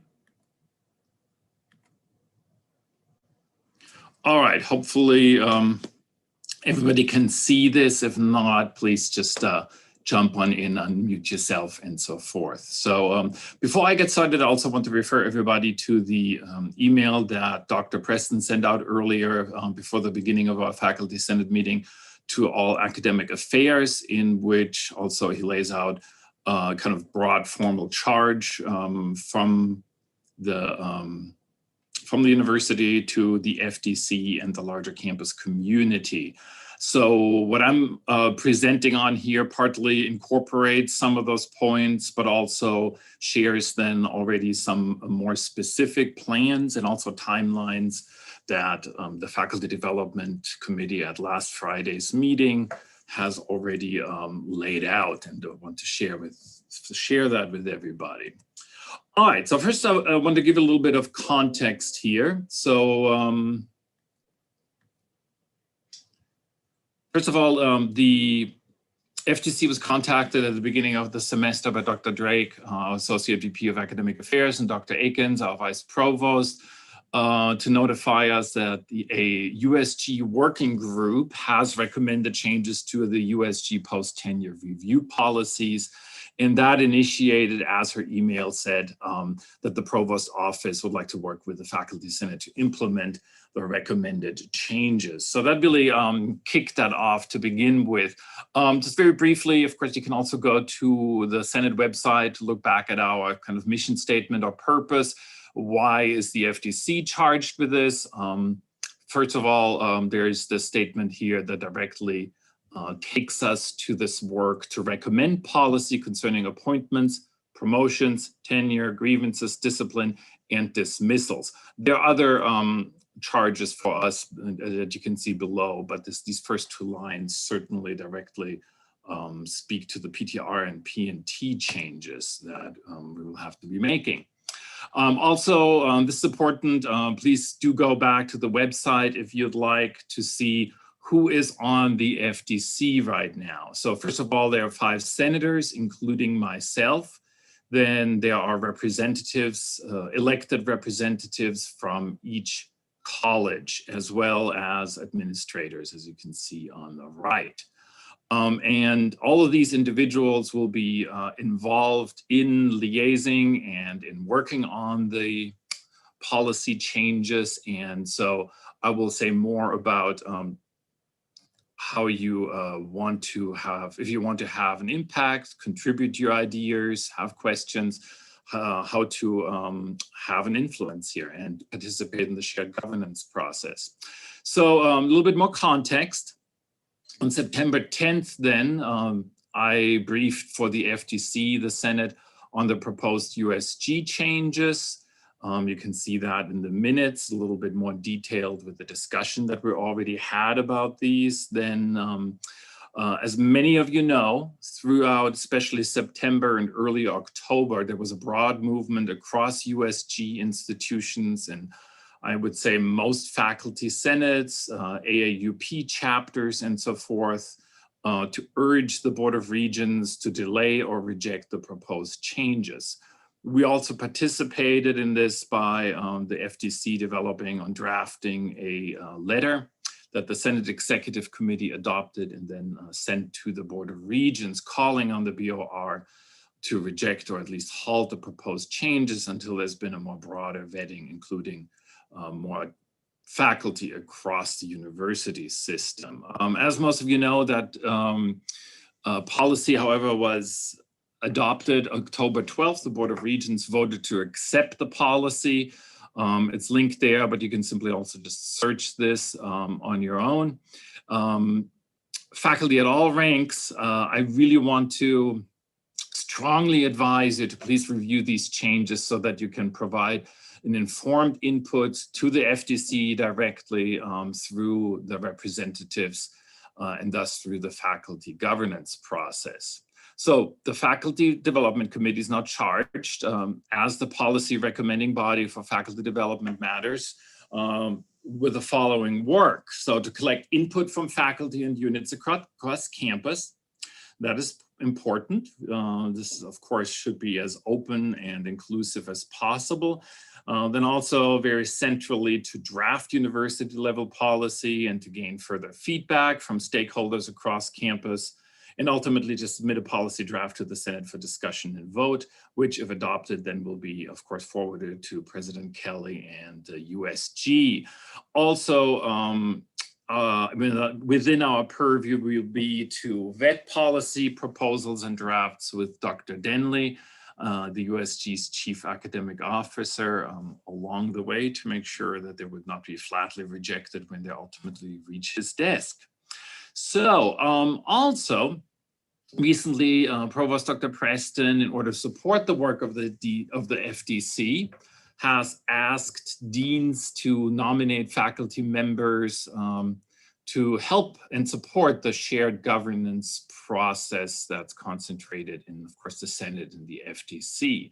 So deans have nominated some contributing liaisons, and I'm not going to read the whole list, but you can see who's on there. In several cases, actually, there's a good bit of overlap with faculty members who are actually already on the FDC, which is helpful. I kind of did a little footnote there, just in case that any of these colleagues, of course, are not agreeing to necessarily work in this role. Please let us know. Please let Dr. Preston know. The FDC, of course, does not formally charge anybody with any particular work. Rather, these liaisons really, if they agree to participate, would be volunteering their expertise and their knowledge of their respective units and support the shared governance process by working alongside with and coordinating with the representatives from the units that's already or who are already on the Faculty Development Committee. Of course, there will be, I'm going to go through all this. If anybody has any questions about any particular item, I'll take those at the end of my presentation.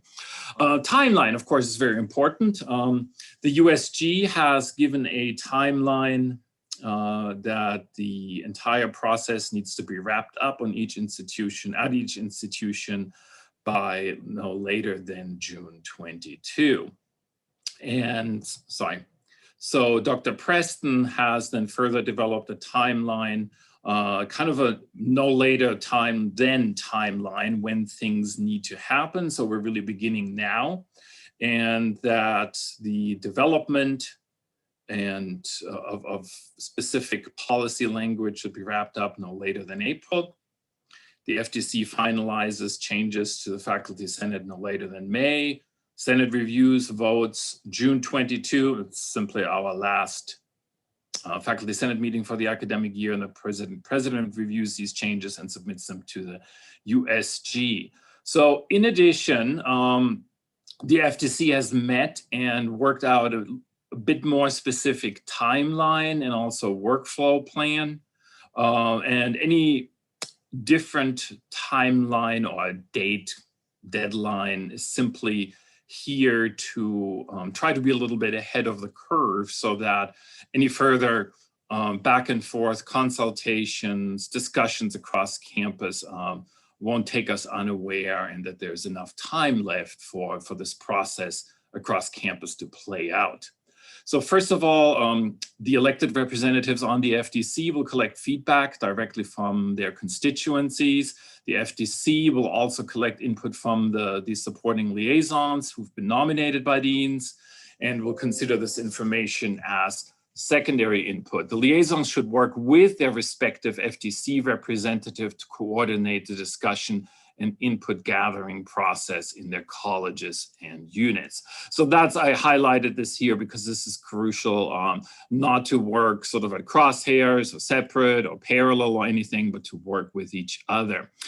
The FDC also will consider input from its constituencies and input from, they're not necessarily working groups, but liaisons who work with their units by January 31st. Anything earlier is of course welcome, but we've kind of settled on this as the sort of deadline for receiving input from across campus so that we can use much of that input to work it into a solid working draft. The FTC has also formed a subcommittee that will already now begin meeting immediately to work on establishing a working grid for the policy changes.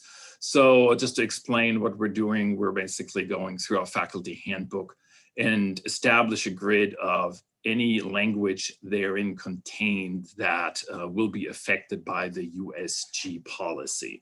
So in other words, this is not really draft or policy writing work, but it's really to establish we get feedback from everybody on campus, we can then productively and readily incorporate it into this grid and start writing language.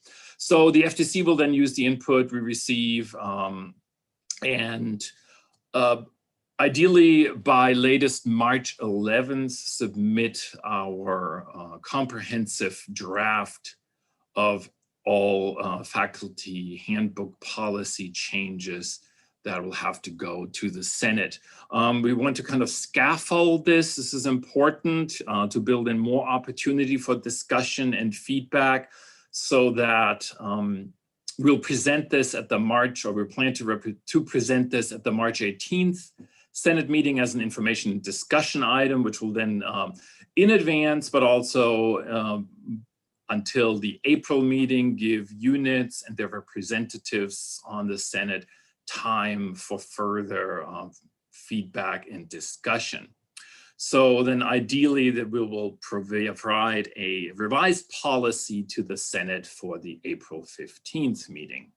So what's important here again to note is that it's responsibility of FTC representatives and liaisons to facilitate discussions and gather input from their respective units and provide this information to the FTC for its policy drafting. I've had a few questions come in. We're not, as an FTC, forming any particular ad hoc working groups for the colleges. That will really, if that's something desired by individual units and colleges, that's something that they need to be taking on their own.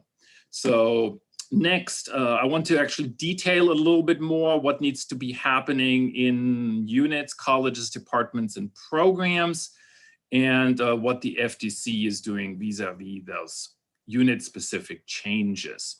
The primary work of the FTC will be to create a campus-wide policy, of course, that broadly works for the diverse disciplines represented and the faculty working at UWG. Thus, it'll be the task of college level, departmental level, and program level faculty and faculty committees to work on revising their respective PTR, PNT, and annual review policies and criteria. So the FTC will be available, of course, to discuss with these units, to coordinate these efforts, but because of the vast difference in discipline-specific expectations, it will be paramount for the effective protection of faculty governance and faculty development to have each unit lead and flesh out their own parameters.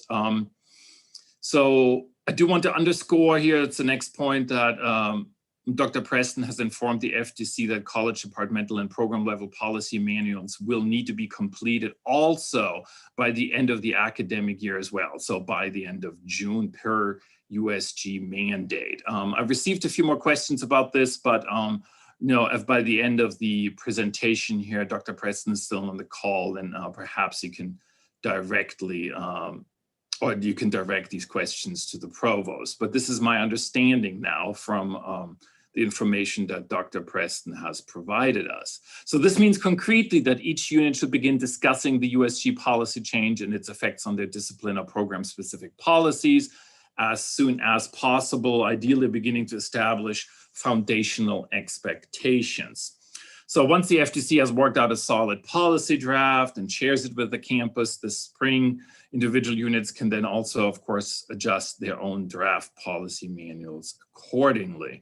And I do want to underscore also that this is our plan.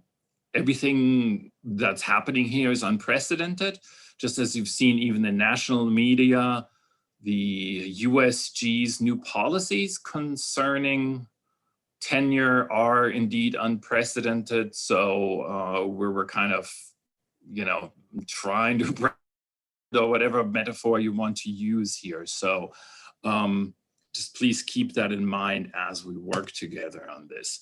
I'm not going to go in detail into these two charts. I just wanted to include them in our presentation because I think they very clearly visually represent a key element of these changes to PTR. This is the old or current, yet still current version. And importantly, this flow chart here represents the new PTR policy with different levels of review, especially focusing on annual review, remediation plans, possibly corrective post-tenure reviews, and further remediation, and possibly if there's a meets or does not meet expectations, dismissal procedures. So obviously that's where many of the discussions need to focus.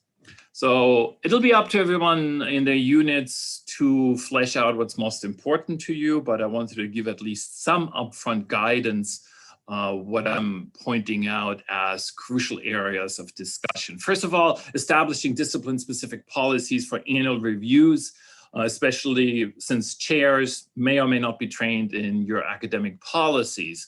So I think this is an important part of the process that needs to happen. Establishing discipline-specific criteria, since satisfactory or does not meet expectations in annual evaluations will become crucial for faculty success, but also potentially for remediation. These need to be very clearly discussed and stated. Important, I'm going to skip down here to the highlighted area. To protect and continue to foster academic freedom and the development of long-range professional and or pedagogical projects that often cannot or will not lead to outcomes or end results within the span of a year, which is of course what's reviewed in annual evaluations. I think that both the FDC and each unit should develop a new focus on process over product. To show that, for example, in somebody's first year after gaining tenure, they may simply be doing, casting their net widely to do new research, to develop a new agenda, and therefore are not, publishing anything yet. So that needs to be very carefully and intentionally thought about to see how we redefine accomplishment and progress towards products. So of course, peer reviews or PTRs at the end of a 5-year period can directly take a look at completed and documentable, like for example, published or newly designed classes. But I think there needs to be a very clear distinction to how progress and process is evaluated during annual evaluations. Otherwise, we're really de-incentivizing any kind of long range or careful research or pedagogical innovation. That's certainly not something that we should be doing. All right, also, of course, there needs to be a lot of focus on redress or due process mechanisms for faculty members to appeal annual reviews with which they do not agree. There are further new procedures that are built into this new policy. Number one, the remediation plan. I think there needs to be criteria created for that. Also, corrective post-tenure review. We need to work on what does this look like. It's not actually specified in the Board of Regents language. So what kind of due process provisions do we have in the corrective post-tenure review? We need clear and specific criteria again, and make sure that this is also a peer-led process.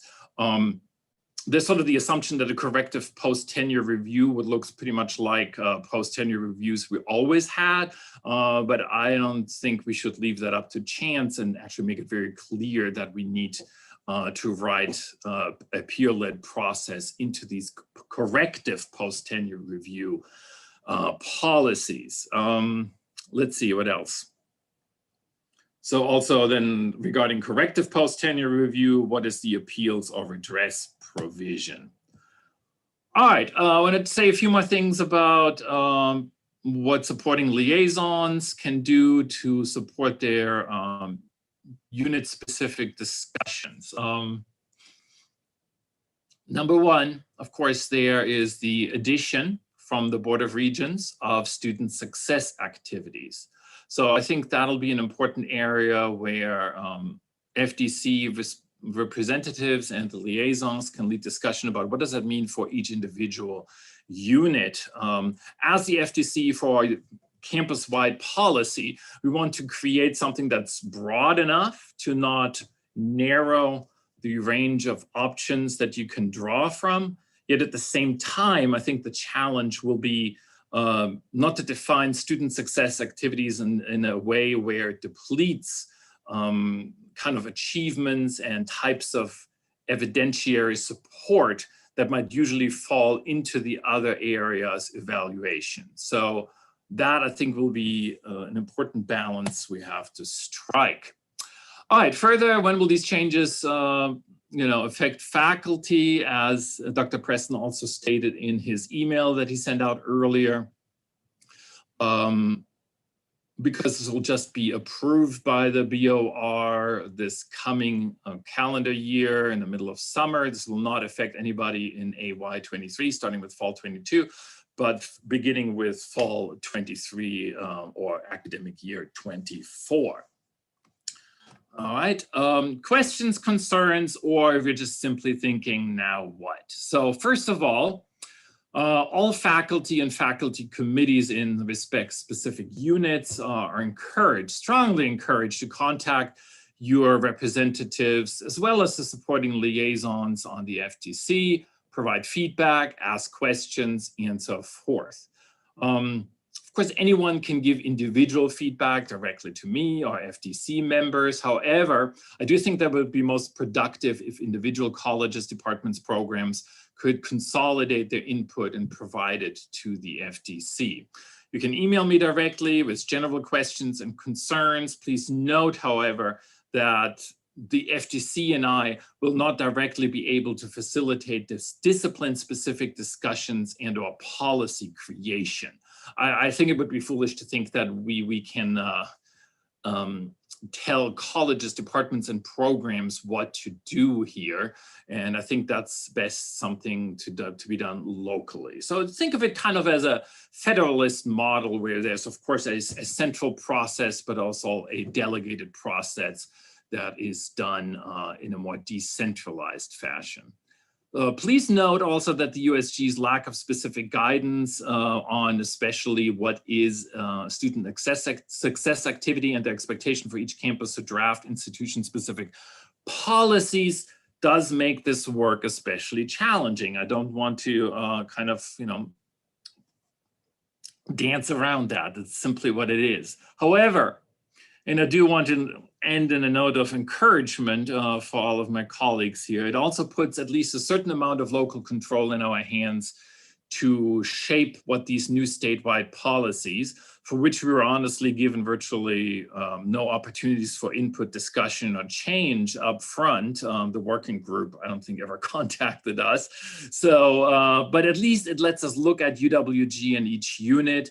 And so I think it's important for all faculty members to make themselves knowledgeable, understand the details of the new policy and their effect on their unit and themselves individually, and most importantly, to contribute and to collaborate. So please let me know if you have any questions right now or any point along the way.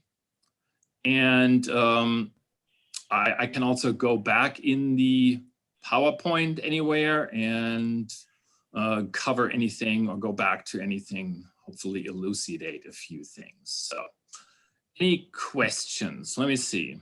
Yeah, well, thank you, Patrick. That was really excellent. I'm glad you were able to present all this information. I see several people would like to see the PowerPoint, and I think that can probably be easily arranged. I think you've already emailed a copy to Colleen, I believe. So maybe if it's okay with you, we could just have the executive secretary email the faculty senate list with your PowerPoint, and that way all of the senators would have this on file, if you're okay with that. Yeah, let me just at the end of this meeting today, see if from our discussion and the questions that I've received, I might want to make any tweaks, which is possible. You know, if I get some statements where that help me realize something wasn't as clear as it could be, I might want to make a few changes, but I'll let Colleen know then. Okay, sure. That sounds good. So that will take care of that.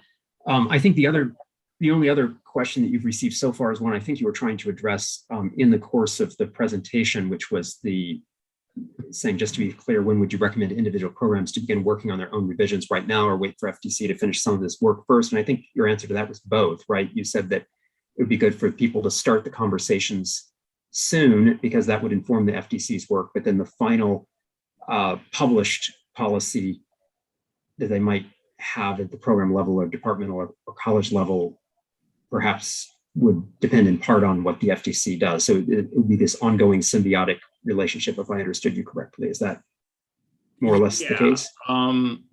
I don't want to do kind of like a hyperactive sort of toddler-like jumping back and forth constantly, because I do think that we need some time for units to begin their conversations and then to relay input to us. So I don't want to sort of go about it piecemeal, like sending out one paragraph, have everybody look at it and back and forth. However, what I do think is realistic to say is that as programs in particular, which are discipline-centered, start the conversation about what is their wish list? What are the concerns? What do they want to convey to the FTC for the campus-wide effort? I do believe that out of those conversations may organically then, or those conversations may organically then generate, how does this then apply to each program individually? So I do think that it would make sense to begin those conversations. And then once you see, like especially the first comprehensive and more or less solid draft come from us, I think then you can start doing more specific policy, either crafting or tweaking, depending on how far you've gotten already at this point. I do want to say, though, that I would also greatly prefer a more sequential model if we had the luxury to first do this campus-wide and then colleges and programs work on this coming next fall. But the way I've been informed, and Dr. Preston, if I misunderstood that, you can correct me, but the way I've been informed, it's not just the university policy that must be revised, but also the departmental, college, and program-specific policies. Although I don't think that those have to be submitted to the Board of Regents. I think only the university-wide policy has to. So yeah, that's I think what I can say right now.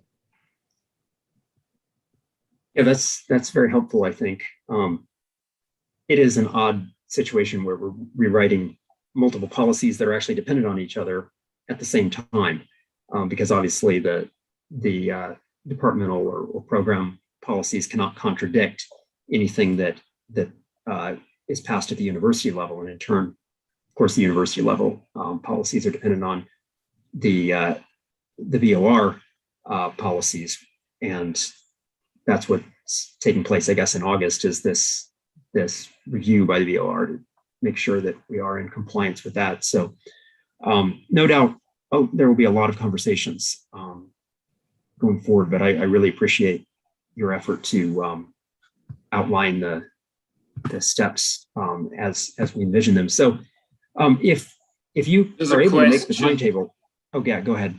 There's a question from Farouk here. Sorry, I thought you were moving on to the next agenda item, but Farouk was asking here if certain evidentiary sources could be counted as student success as well as professional growth and development. I would say yes, actually. I think that's something that we could also probably make clear or state as a matter of policy at the university level, because of the intricate, interwoven nature of student success in all other areas, I do think that certain evidence then can also be presented in different areas or reported in multiple places. So I absolutely think that's a great idea. Gavin. Hi, thanks for that, Patrick. That was a really great presentation. It's fantastic. I just have one question. Because I'm going to be supporting you guys. I'm one of the supporting liaisons. I'm looking forward to that. But we've got the BOR, which has to then, the university then has to adhere to it. And then the college will have to adhere to the universities and so on down to units and sometimes programs. How do we ensure that all the ducks are in a row when we've got all this, so many, do you know what I mean? How do we ensure that the department fits with college, fits with BOR? Yeah, I mean, I think that's an excellent question. I don't have a good answer for you. I hear you, and I worry about the same thing.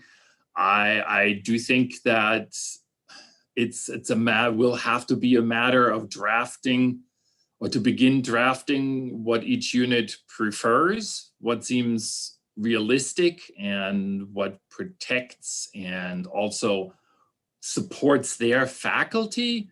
And if there are any disagreements ultimately with the larger university-wide policies, I guess that would hopefully could still be tweaked later on this academic year, if not even have a policy revision down the road. I mean, I assume I'm not like Harry, maybe the policy guru, but I would assume that also if there are some kind of disagreements between university and department-specific policy, that those would have to be polished out later. And I would also, of course, appeal especially to our administration, but anybody, chairs, deans, post-tenure review committees who will be involved in this in coming years, to make sure that there's a lot of consultation, that we really take into account that this is completely new ground for everybody, and really be more than forthcoming in I think just granting a lot of leniency when it comes to this. So I know that's not a satisfactory answer, but yeah. Sorry. No worries, Patrick. I mean, I suppose I can sort of start speaking to the people who are creating our post-tenure, because we've got a new department in a new college. So I can sort of have conversations with them and my chair and my dean. Would that sort of make sense to get some initial ideas? Yeah, and I would suggest really starting within your own program, really as discipline specific as possible first.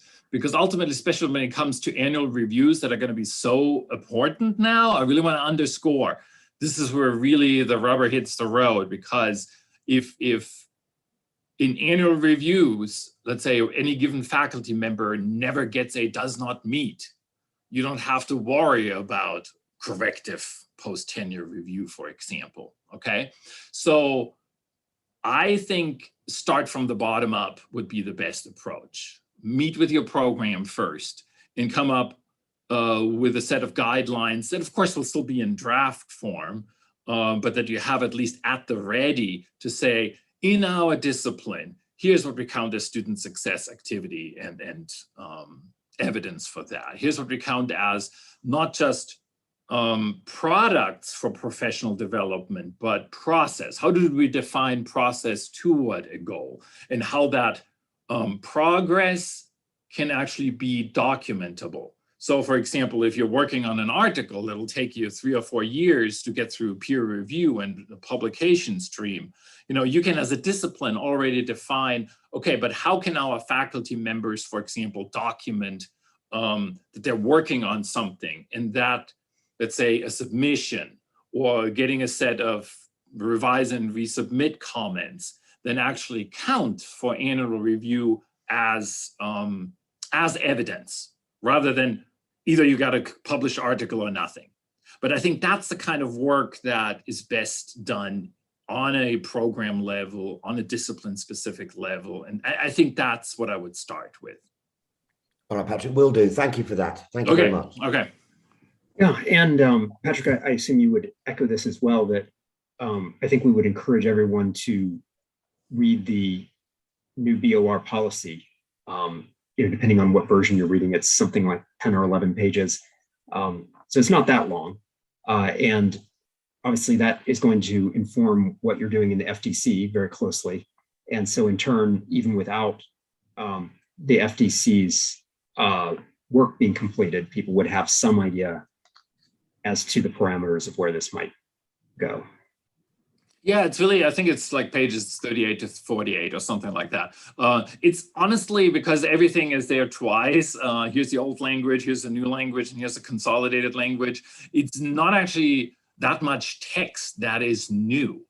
And so what I think is really the challenge is to take a relatively small amount of text, really understand and sort of parse out all of its implications and then map it onto not just university-wide, but college departmental level policy. So you can read through it pretty quickly, but then I think you'll see that the devil's in the detail there. Harry. Yes, Right. if hope I'm not muted, but if I understand Gavin's concern or comment correctly, yeah, I know that that was kind of the impetus behind the presentation of the faculty or the faculty handbook on policy stat, so that we could get a handle on when these broader changes happen and how they filter down to the more department specific handbooks.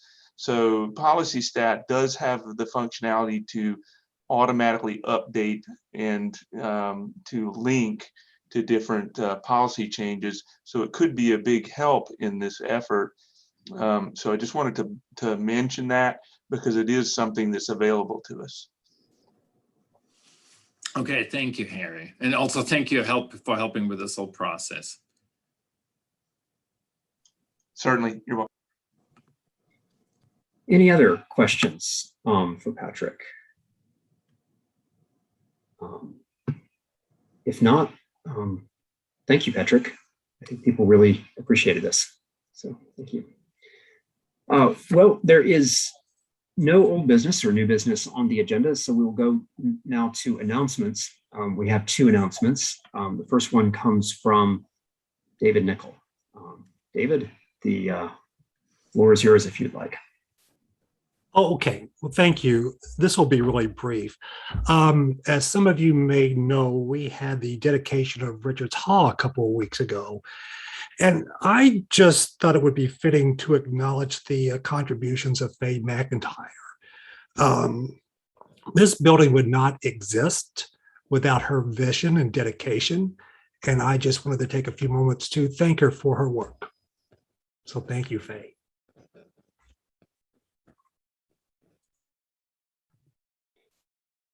Thanks, David. Yes, I think that was very kind. Let's now go to Rod McRae, who has an announcement for us about new video platform, I believe. Thank you, Dan. I have promised folks that I would take exactly less than a minute. So timer is going, otherwise somebody's going to start playing probably the song Down Under from the 80s. So that would be me. I have it ready. Excellent, thank you. So my very brief update is to share with you that we have, after an extended process, we're ending our contract with Kaltura, which is a screen capture, lecture capture platform built into Courstan. And we're switching over to UJA, which has many more options, much more user-friendly, and eventually we'll be able to have students and staff to be able to use recordings as well. So what you need to know going forward is that for the spring semester, your recordings will be available. The migration is underway now to move all of the recordings, about 12,000 of them, from Kaltura to UJA. So you don't have to worry about that. What you will have to be concerned about is if you have a recording that you just know, that you just need to keep because it's awesome, then download it now, because we will be, there's my time. Okay, download it now. It will automatically migrate, but just in case, we want you to save it as well. And so that's just a good backup to any system. And we look forward to helping you with the development of UJA for your courses. Thank you.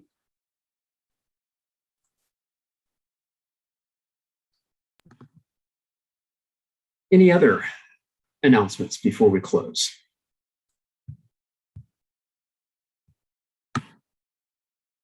Seeing nothing. Thank you, everyone. Oh, Farouk. Mr. Chairman, a quick question. I'm a new senator. Does the Senate adopt motions?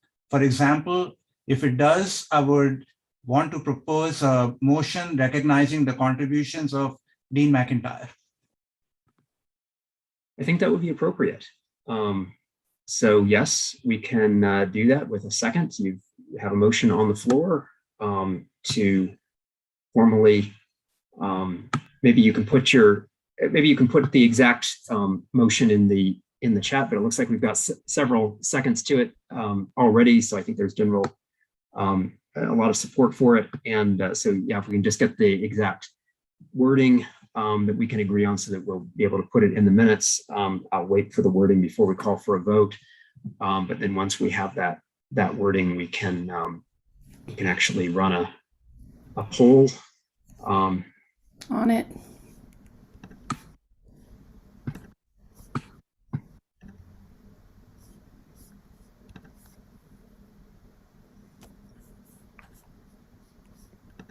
Yes, that sounds good. So the Senate hereby recognizes the contributions of Dean McIntyre culminating in the Roy Richards Senior Hall. Have plenty of seconds on that. So I think it meets with general approbation, and we'll launch the poll.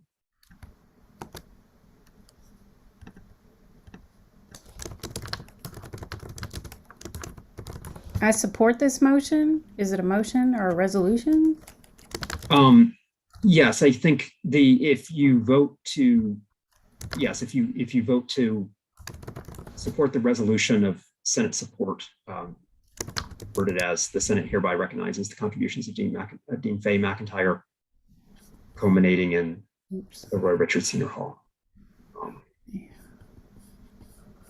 Hold on, I gotta make it anonymous.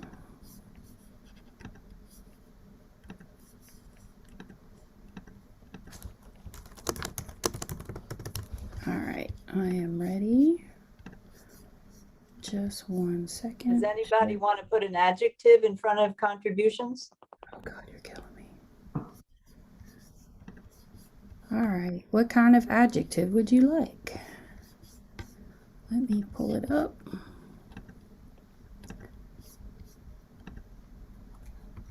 Many contributions? Outstanding. That's probably good. All right, outstanding it is. Generically positive. All right, are we good with outstanding? Hearing no objection. All right, let's see. Looks like it works. All right, let's see if the poll showed up. Hey, there it is.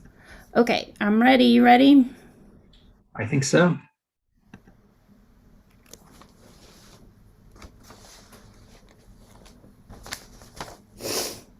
Yeah, and when we put this in the minutes, I would say it should be probably Roy Richards Senior Hall rather than just the new building. But you know, okay, correct it. I can update. Looks like we have 37 in support. That may be the number of senators. 39 may be the number of people who are remaining on the call. So 40. Looks like it passes. So thank you. Thank you for that motion, Farouk. Anything else before we close? Okay. Yay, thank you. Well, thank you to everyone. I think this was a fitting positive ending to the November Senate meeting. Look forward to seeing all of you back in December. In the meantime, of course, have a good weekend, good rest of the month. Meeting's adjourned.